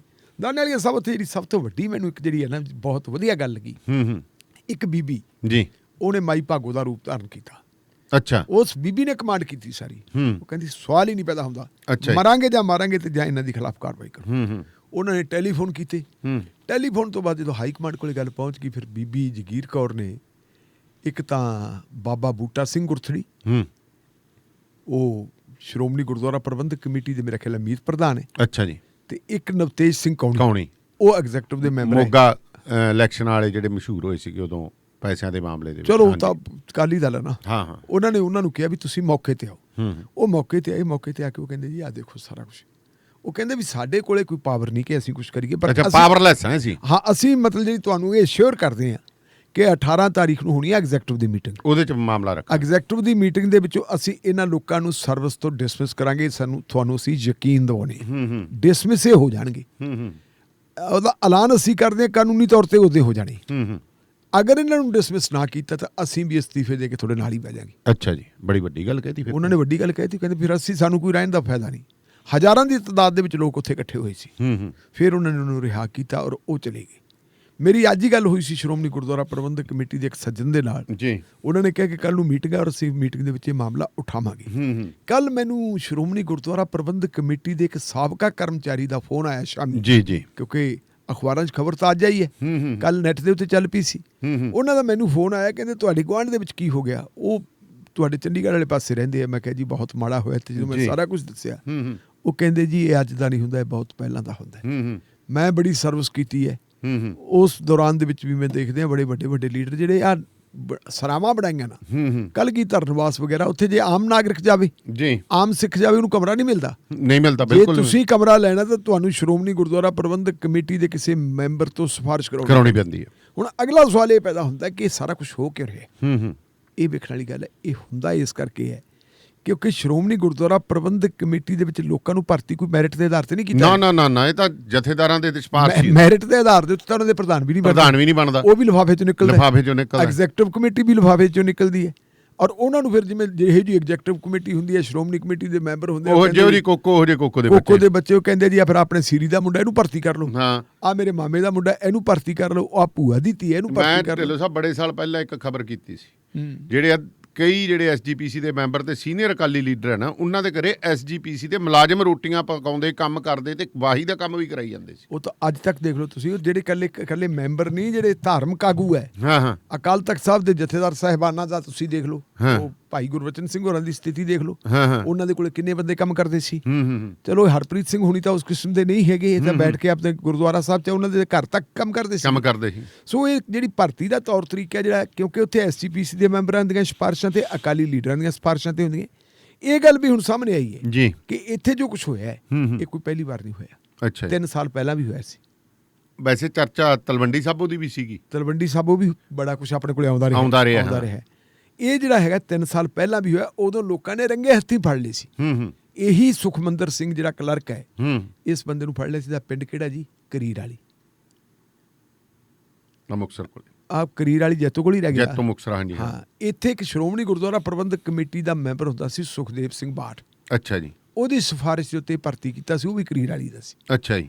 ਔਰ ਮੈਂ ਤੁਹਾਨੂੰ ਯਾਦ ਕਰਾਵਾਂ ਵੀ ਸੁਖਦੇਵ ਸਿੰਘ ਬਾਠ ਕੌਣ ਹੈ? ਉਹੀ ਜਿਹੜਾ ਜਦੋਂ ਪਹਿਲੇ ਦਿਨ ਲੋਕਾਂ ਨੇ ਘੇਰਿਆ ਸੀਗਾ ਬਰਗਾੜੀ 12 ਅਕਤੂਬਰ 2015 ਨੂੰ। ਹਾਂ। ਬਰਗਾੜੀ ਜਦੋਂ ਸਾਰਾ ਕੁਝ ਹੋਇਆ ਤੇ ਲੋਕਾਂ ਨੇ ਕਿਹਾ ਸੀ ਜਿਹੜਾ ਬੰਦਾ ਉੱਥੇ ਆਪਦੇ ਜੋੜੇ ਚ ਜੁੱਤੀ ਛੱਡ ਕੇ ਭੱਜ ਗਿਆ ਸੀ, ਉਹ ਬਾਠ ਹੈ। ਉਹ ਬਾਠ ਹੁਣ ਇਸ ਦੁਨੀਆ 'ਚ ਨਹੀਂ ਰਿਹਾ। 2 ਸਾਲ ਪਹਿਲਾਂ ਮੌਤ ਹੋ ਗਈ। ਉਦੋਂ ਵੀ ਉਹਨਾਂ ਲੋਕਾਂ ਨੇ ਫੜ ਲਿਆ ਸੀ, ਫੜ ਕੇ ਲੋਕਾਂ ਨੇ ਸੱਦ ਲਿਆ ਸੀ ਬਾਠ ਨੂੰ ਵੀ, ਆ ਲਓ ਜੀ ਬਾਠ ਸਾਹਿਬ ਤੁਸੀਂ ਸ਼੍ਰੋਮਣੀ ਕਮੇਟੀ ਦੇ ਮੈਂਬਰ ਤੇ ਇਹਨਾਂ ਦਾ ਕੀ ਕਰੀਏ? ਉਹਨੇ ਕਿਹਾ ਸੀ ਯਾਰ ਅਖਬਾਰਾਂ 'ਚ ਨਾ ਜਾਓ, ਗੱਲ ਨਾ ਕਰੋ, ਇਹਦੇ ਨਾਲ ਜਿਹੜੀ ਹੈ ਆਪਣੇ ਸਿੱਖ ਭਾਈਚਾਰੇ ਦੀ ਬਦਨਾਮੀ ਹੋਊਗੀ। ਤੇ ਮੈਂ ਤੁਹਾਨੂੰ ਯਕੀਨ ਦਿਵਾਉਣਾ ਕਿ ਇਹਨਾਂ ਬੰਦਿਆਂ ਨੂੰ ਡਿਸਮਿਸ ਕਰ ਦਿਆਂਗੇ ਨੌਕਰੀ ਤੋਂ, ਇਹ ਮੁੜ ਕੇ ਨਹੀਂ ਇੱਥੇ ਆਉਣਗੇ।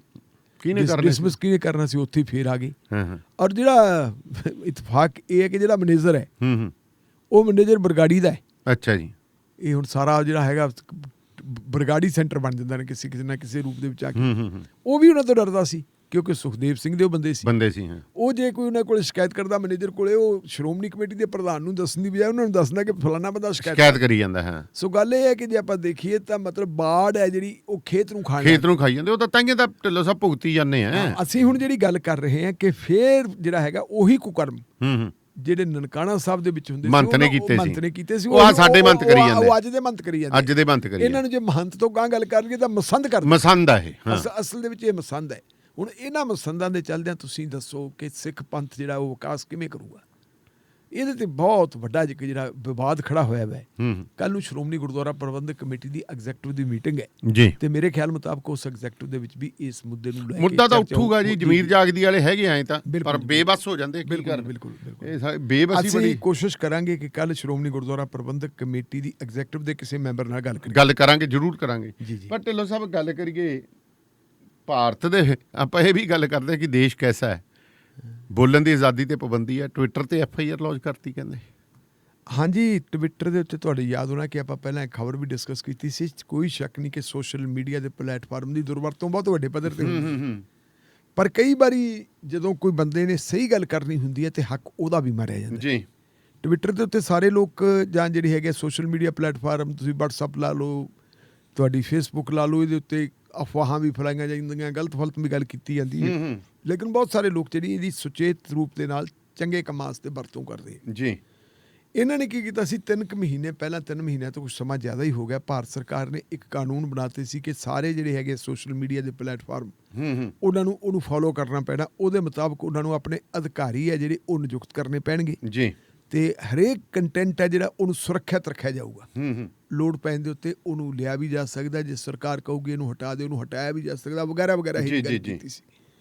ਕੁਛ ਤਾਂ ਜਿਹੜੇ ਸੀਗੇ ਸੋਸ਼ਲ ਮੀਡੀਆ ਦੇ ਪਲੇਟਫਾਰਮ ਉਹਨਾਂ ਨੇ ਸਰਕਾਰ ਦੀ ਇਹ ਗੱਲ ਮੰਨ ਲਈ, ਲੇਕਿਨ ਟਵਿੱਟਰ ਨੇ ਇਹ ਤੋਂ ਇਨਕਾਰ ਕਰਤਾ ਸੀ ਜੀ। ਤੇ ਫਿਰ ਤੁਹਾਡੇ ਯਾਦ ਹੋਣਾ ਹੈ ਕਾਂਗਰਸ ਪਾਰਟੀ ਦੇ ਇੱਕ ਟੂਲ ਕਿੱਟ ਦੀ ਗੱਲ ਚੱਲਦੀ ਹੁੰਦੀ ਸੀ ਕਿ ਜੀ ਕਾਂਗਰਸ ਪਾਰਟੀ ਨੇ ਟੂਲ ਕਿੱਟ ਬਣਾਤਾ। ਐਕਚੁਅਲੀ ਉਹ ਬਣਾਇਆ ਹੈ ਹੀ ਨਹੀਂ ਸੀ। ਉਸ ਟੂਲ ਕਿੱਟ ਦੇ ਸੰਬੰਧ ਦੇ ਵਿੱਚ ਸੰਬਤ ਪਾਤਰਾ ਜਿਹੜਾ BJP ਦਾ ਸਪੋਕਸਪਰਸਨ ਹੈ, ਚੀਫ ਸਪੋਕਸਪਰਸਨ ਹੈ, ਉਹਨੇ ਇੱਕ ਟਵੀਟ ਕਰਤਾ ਜੀ। ਉਸ ਟਵੀਟ ਦੇ ਉੱਤੇ ਕਾਂਗਰਸ ਪਾਰਟੀ ਨੇ ਇਤਰਾਜ਼ ਪ੍ਰਗਟ ਕੀਤਾ ਟਵਿੱਟਰ ਕੋਲ ਕਿ ਇਹਨੇ ਗਲਤ ਕੀਤਾ ਤੇ ਉਹਨਾਂ ਨੇ ਲਿਖ ਦਿੱਤਾ ਸੀ, ਟੈਗ ਲਾਤਾ ਸੀ ਮੈਨੂਪੂਲੇਟਡ ਮੀਡੀਆ ਜੀ। ਇਹ ਟੈਗ ਲਾਤਾ ਸੀ। ਇਹਦੇ ਤੋਂ ਫਿਰ ਅੱਗ ਬਬੂਲਾ ਹੋ ਗਏ ਉੱਠੇ। ਸ਼ਿਕਾਇਤ ਵੀ ਕਰਤੀ ਸੀ ਜੀ, ਪੁਲਿਸ ਕੋਲੇ ਵੀ ਸ਼ਿਕਾਇਤ ਚਲੀ ਗਈ ਸੀ। ਤੇ ਤੁਹਾਡੇ ਯਾਦ ਹੋਣਾ ਆਪਾਂ ਗੱਲ ਕੀਤੀ ਵੀ ਸੀ ਸ਼ਾਇਦ ਉਦੋਂ ਹਾਂਜੀ ਕਿ ਪੁਲਿਸ ਦੇ ਕੁਝ ਲੋਕ ਜਿਹੜੇ ਹੈਗੇ ਆ ਉਹ ਦਿੱਲੀ ਜਾਂ ਨੋਇਡਾ ਉਹਨਾਂ ਦੇ ਦਫ਼ਤਰ ਵੀ ਗਏ ਸੀ। ਦਿੱਲੀ ਦੇ ਵਿੱਚ ਸਰਾਏ ਕਾਲੇ ਖਾਨ ਨਹੀਂ, ਸੌਰੀ, ਸਰਾਏ ਕਾਲੇ ਖਾਨ ਨਹੀਂ, ਇੱਧਰ ਕੁਤਬ ਮੀਨਾਰ ਕੋਲੇ ਕਿਹੜੀ ਸਰਾਏ ਆ, ਤੇ ਉੱਥੇ ਤੇ ਆਪਣੇ ਨਾ ਗੁੜਗਾਉਂ ਉੱਥੇ ਜਿਹੜੇ ਗਏ ਸੀ ਪੁਲਿਸ ਵਾਲੇ। ਤੇ ਉਦੋਂ ਵੀ ਜਿਹੜੀ ਉਹਨਾਂ ਦੀ ਮੈਨੇਜਮੈਂਟ ਸੀ ਉਹਨਾਂ ਨੇ ਕਿਹਾ ਸੀ ਕਿ ਅਸੀਂ ਆਪਣੇ ਮੁਲਾਜ਼ਮਾਂ ਦੀ ਸੁਰੱਖਿਆ ਨੂੰ ਲੈ ਕੇ ਜਿਹੜੇ ਆ ਚਿੰਤਤ ਹਾਂ ਜੀ। ਸਾਡੇ ਮੁਲਾਜ਼ਮਾਂ ਦੀ ਸੁਰੱਖਿਆ ਜਿਹੜੀ ਹੈ ਉਹ ਖਤਰੇ 'ਚ ਪੈ ਗਈ ਹੈ। ਚਲੋ ਉਹ ਸਾਰਾ ਕੁਛ ਹੋਇਆ, ਕੀਤਾ ਕਰਾਇਆ। ਉਹ ਤੋਂ ਬਾਅਦ ਮਿਆਦ ਟੱਪ ਗਈ 3 ਮਹੀਨਿਆਂ ਦੀ, ਉਹਨਾਂ ਨੇ ਨਾ ਕੁਛ ਕੀਤਾ। ਹੁਣ ਹੋਇਆ ਇਹ ਕਿ ਗਾਜ਼ੀਆਬਾਦ ਦੇ ਵਿੱਚ ਲੋਨੀ ਦਾ ਇਲਾਕਾ ਕੋਈ, ਉੱਥੇ ਇੱਕ ਬਜ਼ੁਰਗ ਮੁਸਲਮਾਨ ਇੱਕ ਆਟੋ 'ਚ ਜਾ ਰਿਹਾ ਜੀ। ਉਸ ਬੰਦੇ ਨੂੰ ਜਿਹੜਾ ਹੈਗਾ, ਇਹ ਤਾਂ ਦਿੱਲੀ ਦੇ ਵਜ਼ੀਰਾਬਾਦ ਤੋਂ ਜਦੋਂ ਜਾਂਦੇ ਨੇ ਨਾਲ ਹੀ ਹੈ, ਦਿੱਲੀ ਦੇ ਤੇ ਗਾਜ਼ੀਆਬਾਦ ਦੇ ਬਾਰਡਰ ਤੇ ਹੀ ਹੈ। ਮੈਂ ਤਾਂ ਖੈਰ ਉਸ ਤਰ੍ਹਾਂ ਦੇਖਣੀ, ਮੈਂ ਤਾਂ ਜੋ ਖਬਰ ਪੜ੍ਹੀ ਹੈ ਉਹ ਜਿਹੜਾ ਹੈ ਉਹ ਬਜ਼ੁਰਗ ਨੂੰ ਕਹਿੰਦੇ ਜੀ ਘੇਰ ਲਿਆ, ਘੇਰ ਕੇ ਉਹਨੂੰ ਪਾਸੇ ਸੁਨਸਾਨ ਥਾਂ ਲਿਜਾਇਆ ਗਿਆ, ਉਹਦੀ ਦਾੜੀ ਕੁਤਰੀ ਗਈ, ਜੈ ਆਪਣੇ ਸ੍ਰੀ ਰਾਮ ਦੇ ਨਾਰੇ ਸਿਆ ਰਾਮ ਦੇ ਲਵਾਏ ਗਏ, ਬੰਦੇ ਮਾਤਰਮ ਦੇ ਨਾਰੇ ਲਵਾਏ ਗਏ। ਉਹਦਾ ਇਹ ਵੀ ਕਹਿਣਾ ਕਿ ਮੈਨੂੰ ਪਿਸ਼ਾਬ ਵੀ ਪਿਆ ਗਿਆ। ਫਿਰ ਉਹਦੀ ਦਾੜੀ ਕੁਤਰਤੀ, ਦਾੜੀ ਕੁੱਤਣ ਤੋਂ ਬਾਅਦ ਜਦੋਂ ਥਾਣੇ ਗੱਲ ਪਹੁੰਚੀ ਤੇ ਦਰੋਗਾ ਸਾਹਿਬ ਕਹਿੰਦੇ ਚੱਲ ਠੀਕ ਹੈ ਯਾਰ, ਗਰਮੀ ਦਾ ਮੌਕਾ ਹੈ, ਹਵਾ ਲੱਗਿਆ ਕਰੂਗੀ, ਇਹ ਠੀਕ ਹੈ, ਥੋੜਾ ਜਿਹਾ ਹਲਕਾ ਹੋ ਗਿਆ, ਹਾਂ। ਕੋਈ ਕਾਰਵਾਈ ਨਹੀਂ ਕੀਤੀ। ਇਹ ਜਦੋਂ ਖਬਰ ਆ ਗਈ ਤਾਂ ਇਹ ਖਬਰ ਆਉਣ ਤੋਂ ਬਾਅਦ ਇਹਦੇ ਤੇ ਕੁਦਰਤੀ ਟਵਿੱਟਰ ਦੇ ਉੱਤੇ ਦਾ ਚੱਲਣਾ ਹੀ ਸੀਗਾ। ਜੀ ਜੀ। ਜਦੋਂ ਟਵਿੱਟਰ ਦੇ ਉੱਤੇ ਖਬਰ ਚੱਲ ਗਈ ਤੇ ਇਸ ਖਬਰ ਨੂੰ ਫਿਰ ਜਿਹੜਾ ਹੈਗਾ ਸ਼ੇਅਰ ਕਰਨਾ ਸ਼ੁਰੂ ਕਰਤਾ। ਹੁਣ ਹੋਇਆ ਕੀ ਜੀ ਕਿ ਉਸ ਬਜ਼ੁਰਗ ਦੇ ਸੰਬੰਧ ਵਿੱਚ ਜਿਹੜਾ ਉਹਦੇ ਉੱਤੇ ਹਮਲਾ ਹੋਇਆ ਸੀ, ਕਹਿੰਦੇ ਜੀ ਕੇਸ ਤਾਂ ਰਜਿਸਟਰ ਹੋ ਗਿਆ। ਕੇਸ ਕਿਤੇ ਰਜਿਸਟਰ ਹੋਇਆ? ਕੇਸ ਵੀ ਕਹਿੰਦੇ 1-2 ਮੁਸਲਮਾਨਾਂ ਤੇ ਹੋਏ। ਇਲਜ਼ਾਮ ਇਹ ਲਾਤਾ ਕਿ ਇਹ ਤਾਗੇ ਤਵੀਤ ਕਰਦਾ ਹੁੰਦਾ ਸੀ। ਅੱਛਾ ਜੀ। ਤੇ ਇਹਨੇ ਉਹਨਾਂ ਨੂੰ ਤਵੀਤ ਕਰਕੇ ਦਿੱਤਾ ਸੀ ਤੇ ਤਵੀਤ ਦਾ ਅਸਰ ਹੋ ਗਿਆ ਉਲਟਾ ਜੀ। ਉਹਨਾਂ ਲੋਕਾਂ ਨੇ ਇਹਨੂੰ ਫੜ ਕੇ ਕੁੱਟਿਆ ਤੇ ਕਹਿੰਦੇ ਜੀ ਇਹਨੂੰ ਐਂ ਬਣਾਤਾ ਜਿਵੇਂ ਇਹ ਬੰਦੇ ਨੂੰ ਕਿਸੇ ਦੂਜੇ ਭਾਈਚਾਰੇ ਨੇ ਕੁੱਟਿਆ ਹੁੰਦਾ। ਇਹ ਤਾਂ ਜੀ ਕਹਿੰਦੇ ਤੁਸੀਂ ਕਮਿਊਨਲ ਜਿਹੜੀ ਹੈ ਹੇਟ ਉਹ ਫੈਲਾਈ ਹੈ। ਤਾਂ ਟਵਿੱਟਰ ਦਾ ਜਿਹੜਾ ਭਾਰਤ ਦੇ ਵਿੱਚ ਹੈਗਾ ਜੀ ਆਫੀਸਰ ਜੀ, ਟਵਿੱਟਰ ਇੰਡੀਆ ਦਾ ਜਾਂ ਜੋ ਵੀ ਹੈ ਮਾਲਕ ਹੈ, ਉਹਦਾ ਨਾਮ ਮੇਰਾ ਖਿਆਲ ਉਹ ਹੀ ਲਿਖਿਆ ਹੋਣਾ ਇਹਨਾਂ ਨੇ।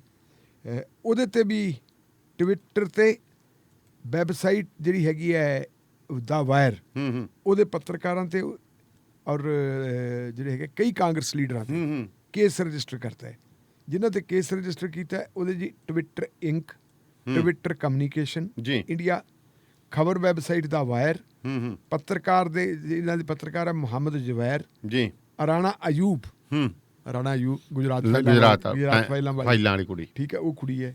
ਕਾਂਗਰਸ ਆਗੂ ਸਲਮਾਨ ਨਿਜ਼ਾਮੀ, ਮਸਕੂਰ ਉਸਮਾਨੀ ਜੀ, ਇਹਨਾਂ ਦੇ ਖਿਲਾਫ ਜਿਹੜੇ ਹੈਗੀ FIR ਦਰਜ ਕਰਤੀ। ਕਹਿੰਦੇ ਜੀ ਇਹਨਾਂ ਲੋਕਾਂ ਨੇ ਘਟਨਾ ਪਿਛਲੇ ਸੱਚ ਦੀ ਪੁਸ਼ਟੀ ਨਹੀਂ ਕੀਤੀ, ਇਲਜ਼ਾਮ ਜਿਹੜਾ ਲਾਇਆ FIR 'ਚ, ਤੇ ਇਸ ਨੂੰ ਆਨਲਾਈਨ ਸ਼ੇਅਰ ਕਰ ਦਿੱਤਾ ਹੈ। ਇਸ ਨੂੰ ਫਿਰਕੂ ਰੰਗ ਦਿੱਤਾ ਗਿਆ ਤੇ ਇਹਦਾ ਸ਼ਾਂਤੀ ਭੰਗ ਕਰਨ ਲਈ ਲੋਕਾਂ ਵਿਚਾਲੇ ਵੰਡ ਪਾਉਣਾ ਸੀ। ਤੁਸੀਂ ਤਾਂ ਪਾਉਂਦੇ ਨਹੀਂ ਜਿਵੇਂ। ਇਹ ਵੀਡੀਓ ਕਲਿੱਪ ਕਹਿੰਦੇ ਜੀ ਅਸੀਂ ਇਹਨਾਂ ਨੇ ਜਾਰੀ ਕਰਤੀ। ਇਹਨਾਂ ਤੇ ਕੇਸ ਰਜਿਸਟਰ ਕਰ ਲਿਆ। ਅਜੇ ਕੇਸ ਤਾਂ ਇੰਨਾ ਕੀ ਰਜਿਸਟਰ ਹੋਇਆ ਤੇ ਇਹ ਤੋਂ ਬਾਅਦ ਅਜੇ ਹੋਰ ਹੋਣੇ। ਇਹਦੇ ਨਾਲ ਹੀ ਜਿਹੜਾ ਆਪਣਾ ਰਵੀ ਸ਼ੰਕਰ ਪ੍ਰਸਾਦ ਹੈ ਜੀ, ਸੂਚਨਾ ਤੇ ਤਕਨੀਕ ਮੰਤਰੀ, ਉਹ ਕਹਿੰਦੇ ਟਵਿੱਟਰ ਨੇ ਜਾਣਬੁੱਝ ਕੇ ਨਿਯਮਾਂ ਦੀ ਪਾਲਣਾ ਦਾ ਰਾਹ ਨਹੀਂ ਚੁਣਿਆ, ਇਹ ਉਸ ਕਰਕੇ ਹੋਇਆ। ਤੇ ਪੱਤਰਕਾਰਾਂ ਦੇ ਖਿਲਾਫ ਜਿਹੜੀ FIR ਦਰਜ ਹੋਈ ਹੈ, ਪ੍ਰੈਸ ਕਲੱਬ ਆਫ ਇੰਡੀਆ ਨੇ ਉਹਦੀ ਨਿਖੇਧੀ ਕੀਤੀ ਹੈ ਕਿ ਇਹ ਨਹੀਂ ਹੋਣਾ ਚਾਹੀਦਾ ਸੀ। ਹੁਣ ਦਾਨੇ ਵਾਲੇ ਸਾਹਿਬ ਜੋ ਸਾਰਾ ਕੁਝ ਹੁੰਦਾ ਨਾ, ਤਾਂ ਮੇਰੇ ਯਾਦ ਆਉਂਦਾ ਉਹ ਟਾਈਮ ਜਦੋਂ ਦੇਸ਼ ਦੇ ਵਿੱਚ ਐਮਰਜੈਂਸੀ ਲੱਗੀ ਸੀ। ਤੁਸੀਂ ਸ਼ਾਇਦ ਛੋਟੇ ਹੋਵੋਗੇ। ਐਮਰਜੈਂਸੀ ਦੇ ਦਿਨਾਂ ਦੇ ਵਿੱਚ ਅਸੀਂ ਦੇਖਦੇ ਹੁੰਦੇ ਸੀ ਅਖਬਾਰਾਂ ਦੇ ਜਿਹੜੇ ਫਰੰਟ ਪੇਜ ਹੈ ਜੀ, ਉਹਨਾਂ ਫਰੰਟ ਪੇਜਾਂ ਦੇ ਉੱਤੇ ਵੱਡੀਆਂ ਜਿਹੜੀਆਂ ਥਾਵਾਂ ਖਾਲੀ ਰੱਖੀਆਂ ਹੁੰਦੀਆਂ ਸੀ, ਔਰ ਉੱਥੇ ਲਿਖਿਆ ਹੁੰਦਾ ਸੀ ਸੈਂਸਰ ਦੀ ਭੇਟ ਜੀ। ਚੰਗੀ ਖਬਰ ਜਿਹੜੀ ਹੁੰਦੀ ਸੀ, ਜਿਹੜੀ ਸਰਕਾਰ ਨੂੰ ਚੁਭਦੀ ਹੁੰਦੀ ਸੀ, ਉਹ ਸੈਂਸਰ ਆਫੀਸਰ ਕਹਿੰਦਾ ਇਹਨੂੰ ਹਟਾ ਦਿਓ।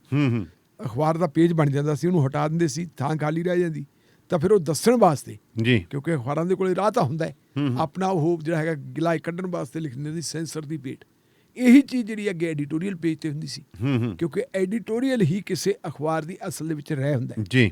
ਐਡੀਟੋਰੀਅਲ ਪੇਜ ਦੇ ਉੱਤੇ ਹੀ ਜਿਹੜੇ ਹੁੰਦੇ ਆ ਤੁਹਾਡੇ ਆਰਟੀਕਲ ਹੁੰਦੇ ਆ, ਉਹ ਵੀ ਖਾਲੀ ਰਹਿ ਜਾਂਦੇ ਸੀ। ਮੇਰੇ ਯਾਦ ਆਉਂਦਾ ਹੈ ਕਿ ਜਦੋਂ ਇਹ ਦੇਸ਼ ਦੇ ਵਿੱਚ ਇੱਕ ਵਾਰੀ ਐਮਰਜੈਂਸੀ ਦੀ ਵਰ੍ਹੇਗੰਢ ਸੀ, ਨਰਿੰਦਰ ਮੋਦੀ ਸਾਹਿਬ ਦੇਸ਼ ਦੇ ਪ੍ਰਧਾਨ ਮੰਤਰੀ ਬਣ ਚੁੱਕੇ ਸੀ, ਉਦੋਂ ਉਹਦੇ ਤੇ ਉਹ ਜਿਹੜੀ ਉਹ ਵਰ੍ਹੇਗੰਢ ਦੇ ਉੱਤੇ ਇੰਡੀਅਨ ਐਕਸਪ੍ਰੈਸ ਦੇ ਵਿੱਚ ਇੱਕ ਆਰਟੀਕਲ ਲਿਖਿਆ ਸੀ, ਤੇ ਲਿਖਿਆ ਕਿਹਨੇ ਸੀ ਜੀ? ਲਾਲ ਕ੍ਰਿਸ਼ਨ ਅਡਵਾਨੀ ਨੇ। ਅੱਛਾ ਜੀ। ਜਿਨ੍ਹਾਂ ਦੇ ਸ਼ਾਗਿਰਦ ਹੈ ਆਪਣੇ ਮੌਜੂਦਾ ਪ੍ਰਧਾਨ ਮੰਤਰੀ ਨਰਿੰਦਰ ਮੋਦੀ ਸਾਹਿਬ, ਉਹਨਾਂ ਨੇ ਲਿਖਿਆ ਸੀ ਕਿ ਇਹ ਦੇਸ਼ ਅਣਐਲਾਨੀ ਐਮਰਜੈਂਸੀ ਵੱਲ ਵੱਧ ਰਿਹਾ। ਔਰ ਹੁਣ ਹਕੀਕਤ ਤੋਂ ਪਤਾ ਲੱਗ ਗਿਆ ਐਮਰਜੈਂਸੀ ਤਾਂ ਲਾਗੂ ਹੋ ਗਈ। ਐਮਰਜੈਂਸੀ ਲਾਗੂ ਨਹੀਂ ਹੋਈ, ਅਣਐਲਾਨੀ ਐਮਰਜੈਂਸੀ ਉਹੀ ਹੋ ਗਈ ਨਾ, ਅਮਲ ਚ ਹੈਗੀ। ਅਮਲ ਦੇ ਵਿੱਚ ਜਿਹੜੀ ਹੈ ਐਲਾਨ ਨਹੀਂ ਹੋਇਆ, ਅਣਐਲਾਨੀ ਹੈਗੀ, ਅਣਐਲਾਨੀ ਐਮਰਜੈਂਸੀ ਇੱਥੇ ਲੱਗੀ ਹੋਈ ਹੈ। ਆਪਣੇ ਇੱਕ ਟੀਚਰ ਹੈਗੇ ਕੋਟਲੀ ਤੋਂ ਜੀ, ਮੇਰਾ ਖਿਆਲ ਅਮਰਜੀਤ ਉਹਨਾਂ ਦਾ ਨਾਂ ਹੈ। ਉਹਨਾਂ ਨੇ ਮੈਨੂੰ ਇੱਕ ਨਾ ਭੇਜਿਆ ਸਵੇਰੇ, ਅੱਜ WhatsApp ਮੈਸੇਜ ਭੇਜਿਆ। ਉਹ ਕਹਿੰਦੇ ਵੀ ਇੱਕ ਯਹੂਦੀ ਸ਼ਖਸ ਨੂੰ ਗ੍ਰਿਫਤਾਰ ਕਰ ਲਿਆ ਜੀ, ਤਾਂ ਉਹਦਾ ਬੱਚਾ ਆਪਦੀ ਮਾਂ ਨੂੰ ਪੁੱਛਦਾ ਕਿ ਮੇਰੇ ਪਾਪਾ ਨੂੰ ਪੁਲਿਸ ਫੜ ਕੇ ਕਿਉਂ ਲੈ ਗਈ। ਉਹ ਕਹਿੰਦੇ ਵੀ ਤੇਰੇ ਪਾਪਾ ਨੂੰ ਪੁਲਿਸ ਇਸ ਕਰਕੇ ਫੜ ਕੇ ਲੈ ਗਈ ਕਿ ਤੇਰੇ ਪਾਪਾ ਨੇ ਹਿਟਲਰ ਦੇ ਖਿਲਾਫ ਇੱਕ ਕਵਿਤਾ ਲਿਖਤੀ ਜੀ। ਤਾਂ ਉਹ ਬੱਚਾ ਕਹਿੰਦਾ ਵੀ ਫਿਰ ਇਹ ਕਿੱਡੀ ਕੁ ਵੱਡੀ ਗੱਲ ਹੋ ਗਈ ਸੀ, ਹਿਟਲਰ ਮੇਰੇ ਪਾਪਾ ਦੇ ਖਿਲਾਫ ਲਿਖ ਦਿੰਦਾ ਤੇ ਫੜ ਕੇ ਲਿਜਾਣ ਦੀ ਕੀ ਲੋੜ ਸੀ। ਮਾਂ ਕਹਿੰਦੀ ਬੱਚੇ ਬਦਕਿਸਮਤੀ ਆਹੀ ਹੈ ਕਿ ਜੇ ਉਹਨੂੰ ਲਿਖਣਾ ਆਉਣਾ ਹੁੰਦਾ, ਜੇ ਉਹਨੂੰ ਲਿਖਣਾ ਆਉਂਦਾ ਹੁੰਦਾ ਤੇ ਫਿਰ ਤੇਰੇ ਪਾਪਾ ਨੂੰ ਫੜਦੇ ਕਿਉਂ। ਹੁਣ ਸਵਾਲ ਹੈ ਕਿ ਤੁਸੀਂ ਤਰਕ ਨਾਲ, ਵਿਵੇਕ ਨਾਲ, ਬੁੱਧੀ ਨਾਲ ਮੁਕਾਬਲਾ ਕਰਨ ਦੀ ਬਜਾਏ ਲੋਕਾਂ ਨੂੰ ਦਬਾਉਣ ਵਾਸਤੇ ਆਹ ਰਾਹ ਅਖਤਿਆਰ ਕੀਤਾ ਜਾ ਰਿਹਾ ਜੀ। ਜਿਹੜੀ ਹੁਣ ਤੁਸੀਂ ਟਵਿੱਟਰ ਦੀ ਗੱਲ ਕੀਤੀ ਹੈ ਕਿ ਟਵਿੱਟਰ ਦੇ ਉੱਤੇ ਪਾਬੰਦੀਆਂ ਕਿਉਂ ਲੱਗ ਰਹੀਆਂ। ਸੋ ਢਿੱਲੋਂ ਸਾਹਿਬ ਹੁਣ ਗੱਲ ਕਰੀਏ ਲੋਕ ਸਭਾ ਦੇ ਵਿੱਚ ਲੇਖਾ ਕਮੇਟੀ 'ਚ ਕਿਉਂ ਹੋਇਆ ਜੀ ਹੰਗਾਮਾ? ਪੰਜਾਬੀ 'ਚ ਇਹਨੂੰ ਕਹਿੰਦੇ ਜੀ ਲੋਕ ਲੇਖਾ ਕਮੇਟੀ, ਅੰਗਰੇਜ਼ੀ 'ਚ ਇਹਨੂੰ ਕਹਾਂਗੇ ਪਬਲਿਕ ਅਕਾਊਂਟਸ ਕਮੇਟੀ, PAC ਕਹਿ ਦਿੰਦੇ। ਇਹ ਸਭ ਤੋਂ ਪੁਰਾਣੀ ਕਮੇਟੀ ਹੈ ਜੀ ਔਰ ਸਭ ਤੋਂ ਮਹੱਤਵਪੂਰਨ ਜਿਹੜੀ ਹੈ ਕਮੇਟੀ ਹੈ। ਆਮ ਤੌਰ ਤੇ ਇਸ ਕਮੇਟੀ ਦਾ ਚੇਅਰਪਰਸਨ ਜਿਹੜਾ ਹੈਗਾ ਉਹ ਵਿਰੋਧੀ ਧਿਰ ਦਾ ਆਗੂ ਹੁੰਦਾ ਹੈ ਜੀ, ਕਿਉਂਕਿ ਇਹਦੇ ਵਿੱਚ ਉਹਨਾਂ ਨੇ ਸਾਰਾ ਕੁਝ ਜਿਹੜਾ ਮਾਲੀ ਸਾਡਾ ਹੈਗਾ ਰੈਵਨਿਊ ਨਾਲ ਸੰਬੰਧਿਤ ਹਿਸਾਬ ਕਿਤਾਬ ਉਹ ਦੇਖਣਾ ਹੁੰਦਾ ਹੈ। ਇਸ ਵੇਲੇ ਇਸ ਕਮੇਟੀ ਦੇ ਚੇਅਰਮੈਨ ਹੈ ਮਿਸਟਰ ਅਧੀਰ ਰੰਜਨ ਚੌਧਰੀ। ਅੱਛਾ ਜੀ। ਜਿਹੜੇ ਲੋਕ ਸਭਾ ਵਿੱਚ ਕਾਂਗਰਸ ਪਾਰਟੀ ਦੇ ਗਰੁੱਪ ਲੀਡਰ ਹੈ। ਅੱਛਾ ਜੀ। ਇਹ ਮੀਟਿੰਗ ਸੀ। ਉਸ ਮੀਟਿੰਗ ਦੇ ਵਿੱਚ ਉਹ ਜਦੋਂ ਬੈਠ ਗਏ ਤੇ ਉਹਨਾਂ ਨੇ ਬੈਠ ਕੇ ਕਿਹਾ ਲਿਆਓ ਜੀ ਆਪਾਂ ਹੁਣ ਕੀ ਗੱਲਾਂ ਕਰ ਰਹੇ ਹੋ। ਕਹਿੰਦੇ ਜੀ ਆਪਾਂ ਐ ਕਰੀਏ ਟੀਕਾਕਰਨ ਤੇ ਗੱਲ ਕਰ ਲਈਏ। COVID-19 ਚੱਲਦਾ ਹੈ ਜੀ, ਜਿਹੜਾ ਟੀਕਾਕਰਨ ਹੈ ਟੀਕਾਕਰਨ ਦੇ ਉੱਤੇ ਕਿੰਨਾ ਪੈਸਾ ਲੱਗਿਆ, ਕਿਵੇਂ ਖਰੀਦੋ ਫਰੋਖਤ ਹੋਈ ਹੈ, ਸਾਰੀ ਗੱਲਬਾਤ ਕੀਤੀ ਕਰਾਈਏ, ਇਹਦੇ ਤੇ ਕਰ ਲਈਏ। ਇਹਦਾ ਕੀ ਹੋਇਆ ਜੀ ਨਤੀਜਾ? ਕਹਿੰਦੇ ਜੀ ਨਹੀਂ ਸਾਨੂੰ ਨਹੀਂ ਇਹ ਚਾਹੀਦੀ ਜੀ। ਦੋ ਬੰਦੇ, ਇੱਕ ਤਾਂ ਇੱਕ ਦਿਨ ਦਾ ਮੁੱਖ ਮੰਤਰੀ ਰਿਹਾ ਸੀ, ਉਹਦਾ ਨਾਂ ਸੀ ਜਗਦੰਬਿਕਾ ਪਾਲ। ਅੱਛਾ ਜੀ। ਉਹ ਯੂਪੀ ਦੇ ਵਿੱਚ ਉਹਨੂੰ ਧੱਕੇ ਨਾਲ ਮੁੱਖ ਮੰਤਰੀ ਬਣਾਤਾ ਸੀ, ਮੈਜੋਰਿਟੀ ਉਹਦੇ ਕੋਲ ਹੈ ਨਹੀਂ ਸੀ। ਅੱਛਾ, ਉਹ ਸੀ ਕਾਂਗਰਸ ਪਾਰਟੀ ਦਾ। ਤੇ ਜਦੋਂ ਦੇਖਿਆ ਵੀ ਇਹਦੇ ਕੋਲ ਤਾਂ ਮੈਜੋਰਿਟੀ ਹੈ ਨਹੀਂ ਤੇ ਉਦੋਂ ਬਾਅਦ ਅਗਲੇ ਦਿਨ ਇੱਕੋ ਦਿਨ ਹੀ ਰਿਹਾ ਤੇ ਉਹਨੂੰ ਹਟਾਤਾ ਵੀ, ਹਟ ਗਿਆ ਸੀ ਤੇ ਫਿਰ ਅਗਲਾ ਮੁੱਖ ਮੰਤਰੀ ਬਣ ਗਿਆ ਸੀ। ਇੱਕ ਦਿਨ ਦਾ ਮੁੱਖ ਮੰਤਰੀ ਜਿਹੜਾ BJP ਜੁਆਇਨ ਕਰ ਗਿਆ। ਉਹ ਫਿਲਮ ਬਣ ਗਈ। ਹਾਂ, ਉਹ ਫਿਲਮ ਬਣਾ ਕੇ ਆਪਦੀ ਮਤਲਬ ਤਖਤੀ ਤੇ ਉਹਨਾਂ ਨੇ ਕਹਿੰਦੇ ਤਖਤੀ ਤੇ ਨਾਮ ਨਹੀਂ ਲਿਖਣਾ। ਅੱਛਾ, ਨਹੀਂ ਲਿਖਣਾ ਨਹੀਂ ਕਿਉਂਕਿ ਗੈਰ ਕਾਨੂੰਨੀ ਇਹ। ਅੱਛਾ। ਉਹ ਤੋਂ ਬਾਅਦ ਕੀ ਹੋਇਆ ਕਿ ਉਹ ਬੰਦਾ BJP ਜੁਆਇਨ ਕਰ ਗਿਆ ਪਿੱਛੇ ਜੀ। BJP ਜੁਆਇਨ ਕਰਕੇ ਜਿਹੜਾ ਨਵਾਂ ਮੁਸਲਮਾਨ ਬਣਦਾ, ਤੁਹਾਨੂੰ ਪਤਾ ਵੀ ਅੱਲਾਹ ਵਾਲੀ ਕਰਦਾ, ਉਹਨੇ ਫਿਰ ਦਿਖਾਇਆ ਕਿ ਮੇਰੀ ਤਾਂ ਜੀ ਪੂਰੀ ਅੱਜ ਕੱਲ ਉਹ ਮੈਂਬਰ ਹੈਗਾ। ਤੇ ਉਸ ਬੰਦੇ ਨੇ ਜਗਦੰਬਿਕਾ ਪਾਲ ਕਹਿੰਦਾ ਜੀ ਗਲਤ ਹੈ ਜੀ। ਉਹਦੇ ਨਾਲ ਇੱਕ ਜਿਹੜਾ ਹੈਗਾ ਲੱਲਣ ਸਿੰਘ, ਉਹ ਹੈਗਾ ਜੀ ਜਨਤਾ ਦਲ ਯੂਨਾਈਟਿਡ ਦਾ ਬਿਹਾਰ ਤੋਂ, ਉਹਦਾ ਉਹ ਵੀ ਕਹਿੰਦਾ ਗਲਤ ਹੈ ਜੀ। ਕਹਿੰਦੇ ਗਲਤ ਕੀ ਹੈ? ਪੁੱਛਦੇ ਅਧੀਰ ਰੰਜਨ ਚੌਧਰੀ ਸਾਹਿਬ ਕਹਿੰਦੇ ਜੀ ਗਲਤ ਇਹ ਹੈ ਜੀ ਕਿ ਇਸ ਮਾਮਲੇ ਦੇ ਉੱਤੇ ਜਿਹੜੀ ਗ੍ਰਹਿ ਵਿਭਾਗ ਨਾਲ ਸੰਬੰਧਿਤ ਕਮੇਟੀ ਹੈ ਉਹਦੇ ਵਿੱਚ ਚਰਚਾ ਹੋ ਚੁੱਕੀ ਹੈ। ਉਹ ਕਹਿੰਦੇ ਫਿਰ ਕੀ ਹੋ ਗਿਆ ਜੀ? ਜਦੋਂ ਤੁਹਾਡਾ ਕੋਲ ਸਕੈਂਡਲ ਹੋਇਆ ਹੈ, ਵੱਡੇ ਸਕੈਂਡਲ ਹੋਏ ਸੀ, ਉਹ ਕੈਗ ਨੇ ਕੱਢੇ ਸੀ ਸਕੈਂਡਲ। ਅੱਛਾ ਜੀ। ਕੈਗ ਉਹਦੀ ਪੜਤਾਲ ਕਰਦੀ ਸੀ, ਉਹਦੇ ਬਾਵਜੂਦ ਵੀ ਲੋਕ ਲੇਖਾ ਕਮੇਟੀ ਦੇ ਵਿੱਚ ਇਹ ਮਾਮਲੇ ਵਿਚਾਰੇ ਗਏ ਸੀ। ਤੇ ਸਾਨੂੰ ਵਿਚਾਰਨੇ ਚਾਹੀਦੇ ਆ। ਕਹਿੰਦੇ ਨਾ ਜੀ ਕੋਨਾ ਮਾਨੂੰ, ਕਿਉਂਕਿ ਉਹ ਰੂਲਿੰਗ ਪਾਰਟੀ ਦੇ ਕਮੇਟੀ ਦਾ ਚੇਅਰਮੈਨ ਭਾਵੇਂ ਆਪੋਜੀਸ਼ਨ ਦਾ ਵਾਲੇ ਉਹ ਹੈ। ਕੁਛ ਜਿਹੜੇ ਹੈਗੇ ਆ ਦੂਜੀਆਂ ਪਾਰਟੀਆਂ ਵਾਲੇ ਜਿਹੜੇ ਖੜਦੇ ਦਾ ਵਿਰੋਧ ਵਿੱਚ ਹੈ, ਉਹ ਕਹਿੰਦੇ ਜੀ ਅਸੀਂ ਸਾਡਾ ਹੈ ਨਹੀਂ ਕੋਈ ਬਹੁਤਾ ਤਾਲਕ, ਪਰ ਅੰਦਰ ਖਾਤੇ ਹੈਗੇ ਜਿਵੇਂ ਉੜੀਸਾ ਵਾਲੇ ਹੈ, ਬਿੱਜੂ ਪਟਨਾਇਕ ਵਾਲੇ, ਉਹਨਾਂ ਨੇ ਕਹਿੰਦੇ ਜੀ ਬਸ ਉਹ ਚੁੱਪ ਕਰਕੇ ਬੈਠੇ ਰਹੇ। ਮੈਨੂੰ ਅਫਸੋਸ ਇਸ ਗੱਲ ਦਾ ਕਿ DMK ਵਾਲੇ ਜਿਹੜੇ MP ਸੀ ਉਹ ਵੀ ਚੁੱਪ ਕਰਕੇ ਬੈਠੇ ਰਹੇ। ਚਲੋ ਉਹਨੇ ਇਕੱਲੇ ਨੇ ਰੌਲਾ ਰੱਪਾ, ਅਖੀਰ ਉਹਨੇ ਕਿਹਾ ਯਾਰ ਜੇ ਤੁਸੀਂ ਆਹੀ ਗੱਲ ਕਰਨੀ ਹੈ, ਜੇ ਆਪਾਂ ਵਿਚਾਰ ਹੀ ਨਹੀਂ ਕਰਨੀ, ਇਹ ਲੋਕਾਂ ਕਮੇਟੀ ਬਣਾਈ ਕਾਹਦੀ, ਬਣਾਉਣ ਦਾ ਕੀ ਫਾਇਦਾ? ਤਾਂ ਫਿਰ ਮੈਂ ਅਸਤੀਫਾ ਦੇ ਦੇਣਾ। ਖੈਰ ਅਸਤੀਫਾ ਤਾਂ ਨਹੀਂ ਹੋਇਆ, ਪਰ ਉਹਨੇ ਪ੍ਰੋਟੈਸਟ ਜ਼ਰੂਰ ਕੀਤਾ, ਖੌਰੂ ਜ਼ਰੂਰ ਪਏ। ਹੁਣ ਤੁਸੀਂ ਇਹ ਦੇਖੋ ਕਿ ਇਹ ਐਮਰਜੈਂਸੀ ਨਾਲੋਂ ਘੱਟ ਹੈ ਜੀ ਕਿ ਇੱਕ ਕਮੇਟੀ ਜਿਹੜੀ ਹੈ ਪਬਲਿਕ ਅਕਾਊਂਟਸ ਕਮੇਟੀ ਹੈ, ਜਿਹੜੀ ਅਕਾਊਂਟਸ ਦਾ ਮਾਮਲਾ, ਕਿੰਨਾ ਪੈਸਾ ਉਹਦੇ ਤੇ ਲੱਗਿਆ, ਕਿੰਨਾ ਪੈਸਾ ਇਕੱਠਾ ਹੋਇਆ, ਇਹ ਗੱਲ ਜੇ ਕੋਈ ਜਿਹੜੀ, ਕਿਉਂਕਿ ਇਹਨੂੰ ਜਿਹੜੀ ਕਮੇਟੀਆਂ ਜਿਹੜੀਆਂ ਪਾਰਲੀਮੈਂਟ ਦੀਆਂ ਕਮੇਟੀਆਂ, ਇਹਨਾਂ ਨੂੰ ਮਿੰਨੀ ਪਾਰਲੀਮੈਂਟ ਕਹਿੰਦੇ ਜੀ, ਕਿ ਹਰ ਚੀਜ਼ ਪਾਰਲੀਮੈਂਟ ਦੇ ਵਿੱਚ ਡਿਸਕਸ ਨਾ ਹੋਵੇ, ਉਹ ਇੱਥੇ ਡਿਸਕਸ ਹੋ ਜੇ। ਇੱਥੇ ਡਿਸਕਸ ਹੋ ਕੇ ਤੇ ਇਹਨਾਂ ਕਮੇਟੀਆਂ ਦੀ ਰਿਪੋਰਟ ਹੈ ਜਿਹੜੀ ਉਹ ਪਾਰਲੀਮੈਂਟ 'ਚ ਪੇਸ਼ ਕੀਤੀ ਜੀ।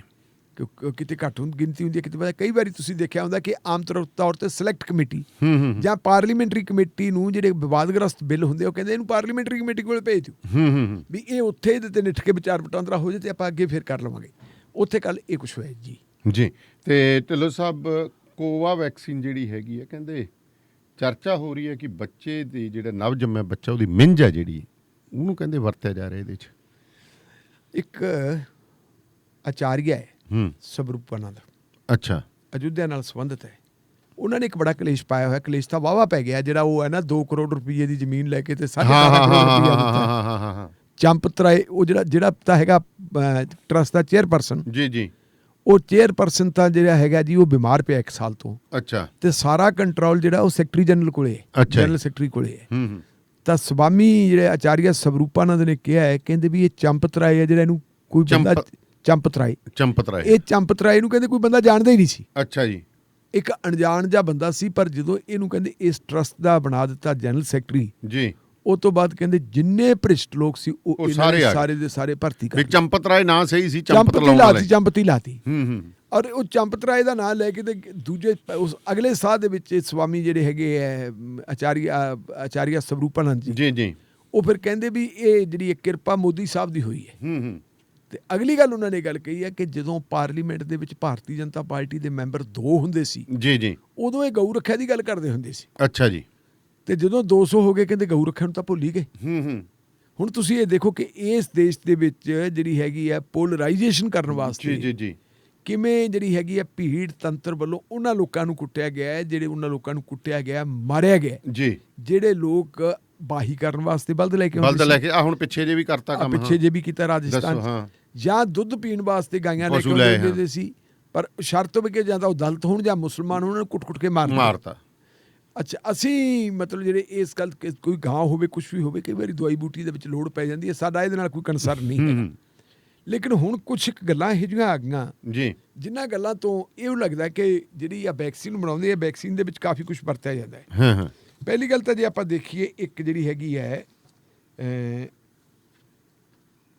Central drugs standard control organisation ਜੀ ਨੇ ਇੱਕ RTI ਦਾ ਜਵਾਬ ਦਿੱਤਾ, ਤੇ RTI ਜਿਹੜੀ ਪਾਈ ਸੀ ਜੀ, ਉਹ ਵਿਕਾਸ ਪਾਟਨੀ ਨਾਂ ਦੇ ਬੰਦੇ ਨੇ ਪਾਈ ਸੀ। ਉਹਨਾਂ ਨੇ ਇਹਦਾ ਜਿਹੜਾ ਜਵਾਬ ਦਿੱਤਾ, ਉਹਨਾਂ ਨੇ ਕਿਹਾ ਵੀ ਹਾਂ, ਇਹਦੇ 'ਚ ਕੋਈ ਸ਼ੱਕ ਨਹੀਂ ਕਿ ਕੋਵਾਸ਼ੀਲਡ ਦਾ ਜਿਹੜਾ ਵੈਕਸੀਨ ਤਿਆਰ ਕਰਦੇ ਆ ਨਾ ਜੀ, ਇਹਦੇ ਵਿੱਚ ਜਿਹੜਾ 3 ਤੋਂ ਲੈ ਕੇ 20 ਦਿਨ ਤੱਕ ਦਾ ਬੱਚਾ ਜਾਂ ਬੱਚੀ ਹੁੰਦੀ ਹੈ, ਬਛਰੂ ਹੈ ਜਿਹੜਾ, ਜੀ, ਉਹਦਾ ਸੀਰਮ ਇਸਤੇਮਾਲ ਕੀਤਾ ਜਾਂਦਾ ਹੈ। ਸੀਰਮ ਕਿਹਨੂੰ ਕਹਾਂਗੇ ਆਪਾਂ, ਜਿਹੜਾ ਹੱਡੀਆਂ ਦੇ ਵਿੱਚ ਮਿੰਝ ਹੁੰਦੀ ਆ, ਆਪਣੇ ਬੋਨ ਮੈਰੋ ਜਾਂ ਜੋ ਮਿੰਝ ਹੁੰਦੀ ਆ ਨਾ, ਵੀ ਆਪਾਂ ਫਲਾਣੇ ਦੀ ਕਹਿੰਦੇ ਲਾਸ਼ ਮਿੰਝ ਕੱਢਦੀ ਆ, ਹਾਂ, ਉਹਨੂੰ ਲੈ ਕੇ ਉਹਦੇ ਉੱਤੇ ਫਿਰ ਉਹ ਮਤਲਬ ਜਿਹੜੇ ਹੈਗੇ ਵਾਇਰਸ ਨੂੰ ਡਿਵੈਲਪ ਕਰਦੇ, ਕਹਿੰਦੇ ਵੀ ਹਾਂ ਇਸਤੇਮਾਲ ਕੀਤੀ ਜਾਂਦੀ ਹੈ। ਉਹ ਤੋਂ ਪਹਿਲਾਂ Indian council of medical research ਹੈ ਜਿਹੜਾ ਜੀ, ਉਹਨੇ ਵੀ ਇੱਕ ਪੇਪਰ ਦੇ ਵਿੱਚ ਇਹ ਗੱਲ ਕਹੀ ਸੀ। ਜਦੋਂ RTI ਮੰਗ ਲਈ ਵਿਕਾਸ ਪਾਰਟੀ ਨੇ, ਤੇ RTI 'ਚ ਜਵਾਬ ਮਿਲ ਗਿਆ, ਇਹਦੇ ਤੇ ਫਿਰ ਕਾਂਗਰਸ ਪਾਰਟੀ ਦਾ ਇੱਕ ਨੈਸ਼ਨਲ ਕੋਆਰਡੀਨੇਟਰ ਹੈ ਜਿਹਦਾ ਨਾਂ ਹੈ ਗੌਰਵ ਗਾਂਧੀ ਜੀ, ਤੇ ਗੌਰਵ ਗਾਂਧੀ ਨੇ ਇਹ ਮਾਮਲਾ ਉਠਾਤਾ। ਉਹ ਕਹਿੰਦਾ ਜੀ, ਆ ਦੇਖੋ, ਭਾਰਤ ਮਾਤਾ ਜਿਹੜੀ ਮਾਤਾ ਭਾਰਤ ਹੋਵੇ, ਭਾਰਤੀ ਜਨਤਾ ਪਾਰਟੀ ਗਊ ਨੂੰ ਮਾਤਾ ਕਹਿੰਦੀ ਹੈ। ਆ ਪਿੱਛੇ ਜੇ ਤੁਹਾਨੂੰ ਪਤਾ ਕਰੋਨਾ ਵੇਲੇ ਕਹਿੰਦੇ ਸੀ ਗਊ ਗੋਬਰ ਤੇ ਗਊ ਮੂਤਰ ਦੇ ਨਾਲ ਹੀ ਸਾਰਾ ਕੁਝ ਠੀਕ ਹੋ ਜਾਊਗਾ, ਕਰੋਨੇ ਦਾ ਇਲਾਜ ਹੋ ਜੂ, ਵੀ ਤਾਂ ਬੱਚੇ ਮਾਰਨ ਲੱਗੇ। ਇਹ ਗੱਲ ਕੀ ਹੈ? ਇਹਦੇ ਤੇ ਜੀ ਪੜਤਾਲ ਐਸਾ ਕਰਦੇ ਜੀ, ਵੈਸਾ ਕਰਦੇ, ਤੇ ਹੁਣ ਜੋ ਭਾਰਤ ਸਰਕਾਰ ਦਾ ਜਵਾਬ ਆਇਆ ਜੀ, ਉਸ ਜਵਾਬ ਨੇ ਕੱਲਾ ਇੱਕ ਨਹੀਂ ਕਈ ਟੱਕਰ ਚੱਕਤੀ। ਅੱਛਾ ਜੀ, ਹੁਣ ਤੁਸੀਂ ਜਵਾਬ ਪੜੋ ਕੀ ਕਹਿੰਦੇ ਆ ਜੀ ਉਸ ਜਵਾਬ ਦੇ ਵਿੱਚ। ਉਸ ਜਵਾਬ ਦੇ ਵਿੱਚ ਇਹ ਕਹਿੰਦੇ ਵੀ ਕੇਂਦਰੀ ਸਿਹਤ ਮੰਤਰਾਲੇ ਨੇ ਕਿਹਾ ਕਿ ਕੁਝ ਸੋਸ਼ਲ ਮੀਡੀਆ ਰਿਪੋਰਟਾਂ ਨੇ ਜੀ ਕੋਵੈਕਸਿਨ ਬਾਰੇ ਤੱਥਾਂ ਨੂੰ ਤੋੜ ਮਰੋੜ ਕੇ ਤੇ ਗਲਤ ਢੰਗ ਨਾਲ ਪੇਸ਼ ਕੀਤਾ ਹੈ। ਅੱਛਾ ਜੀ, ਜਿਨ੍ਹਾਂ 'ਚ ਕਿਹਾ ਗਿਆ ਕਿ ਦੇਸ਼ 'ਚ ਵਿਕਸਿਤ ਕੋਰੋਨਾ ਤੋਂ ਬਚਾਅ ਦੇ ਟੀਕੇ ਕੋਵੈਕਸਿਨ ਨੂੰ ਤਿਆਰ ਕਰਨ 'ਚ ਨਵੇਂ ਬੱਚੇ ਦੇ ਖੂਨ ਸੀਰਮ ਦੀ ਵਰਤੋਂ ਕੀਤੀ ਗਈ ਹੈ ਜੀ। ਮੰਤਰਾਲੇ ਨੇ ਕਿਹਾ ਕਿ ਨਵ ਜੰਮੇ ਬੱਚੇ ਦੇ ਖੂਨ ਦੀ ਵਰਤੋਂ ਸਿਰਫ ਵੈਰੋ ਜੀ ਸੈੱਲਜ਼ ਤਿਆਰ ਕਰਨ ਜੀ ਅਤੇ ਉਸ ਦੇ ਵਿਕਾਸ ਲਈ ਕੀਤੀ ਜਾਂਦੀ ਹੈ। ਉਹਨਾਂ ਕਿਹਾ ਕਿ ਬੱਚਿਆਂ ਤੇ ਜਾਨਵਰਾਂ ਦੇ ਸੀਰਮ ਦੀ ਵੈਰੋ ਜੀ ਸੈੱਲ ਦੇ ਵਿਕਾਸ ਜੀ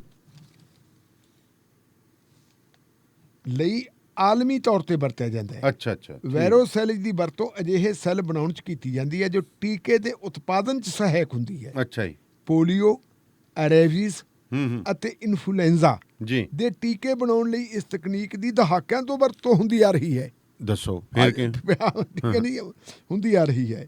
ਮੰਤਰਾਲੇ ਨੇ ਕਿਹਾ ਕਿ ਵੈਰੋ ਸੈੱਲਜ਼ ਦੇ ਵਿਕਸਿਤ ਹੋਣ ਮਗਰੋਂ ਉਹਨਾਂ ਨੂੰ ਪਾਣੀ ਅਤੇ ਰਸਾਇਣਾਂ ਨਾਲ ਚੰਗੀ ਤਰ੍ਹਾਂ ਨਾਲ ਕਈ ਵਾਰ ਸਾਫ਼ ਕੀਤਾ ਜਾਂਦਾ ਹੈ ਤਾਂ ਜੋ ਇਹ ਨਵ ਜੰਮੇ ਬੱਚੇ ਦੇ ਸੀਰਮ ਤੋਂ ਮੁਕਤ ਹੋ ਜਾਵੇ। ਅੱਛਾ ਜੀ, ਇਸ ਤੋਂ ਬਾਅਦ ਵੈਰੋ ਸੈੱਲਜ਼ ਨੂੰ ਕਰੋਨਾ ਵਾਇਰਸ ਦੀ ਲਾਗ ਲਗਾਈ ਜਾਂਦੀ ਹੈ ਤਾਂ ਜੋ ਵਾਇਰਸ ਵਿਕਸਿਤ ਹੋ ਸਕੇ ਜੀ। ਇਸ ਪ੍ਰਕਿਰਿਆ 'ਚ ਵੈਰੋ ਸੈੱਲਜ਼ ਪੂਰੀ ਤਰ੍ਹਾਂ ਨਾਲ ਨਸ਼ਟ ਹੋ ਜਾਂਦੇ ਹੁਣ।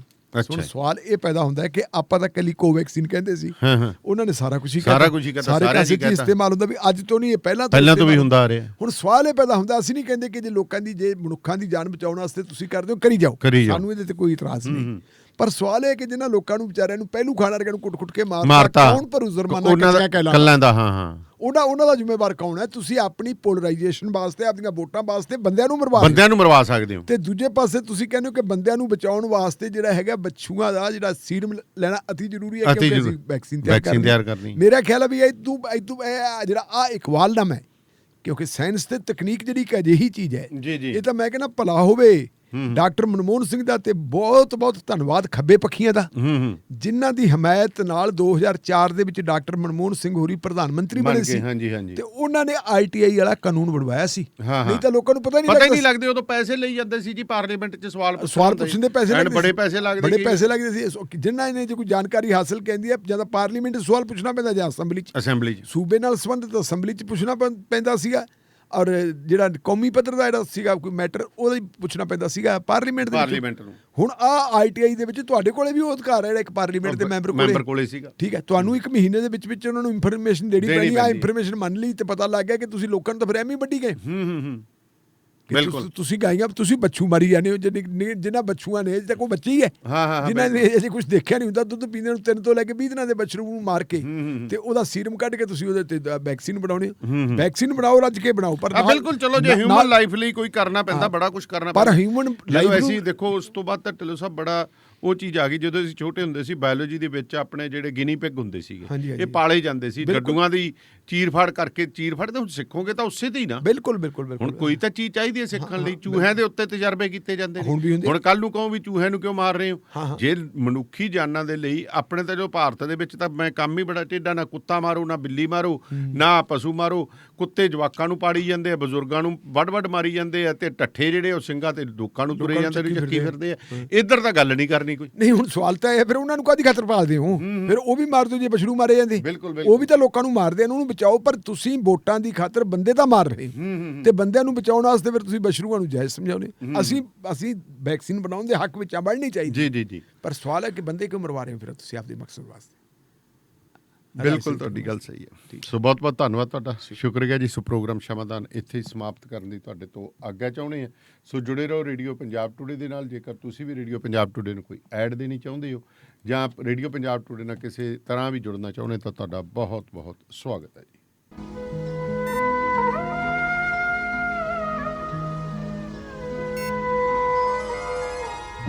ਸ਼ਮਾਦਾਨ।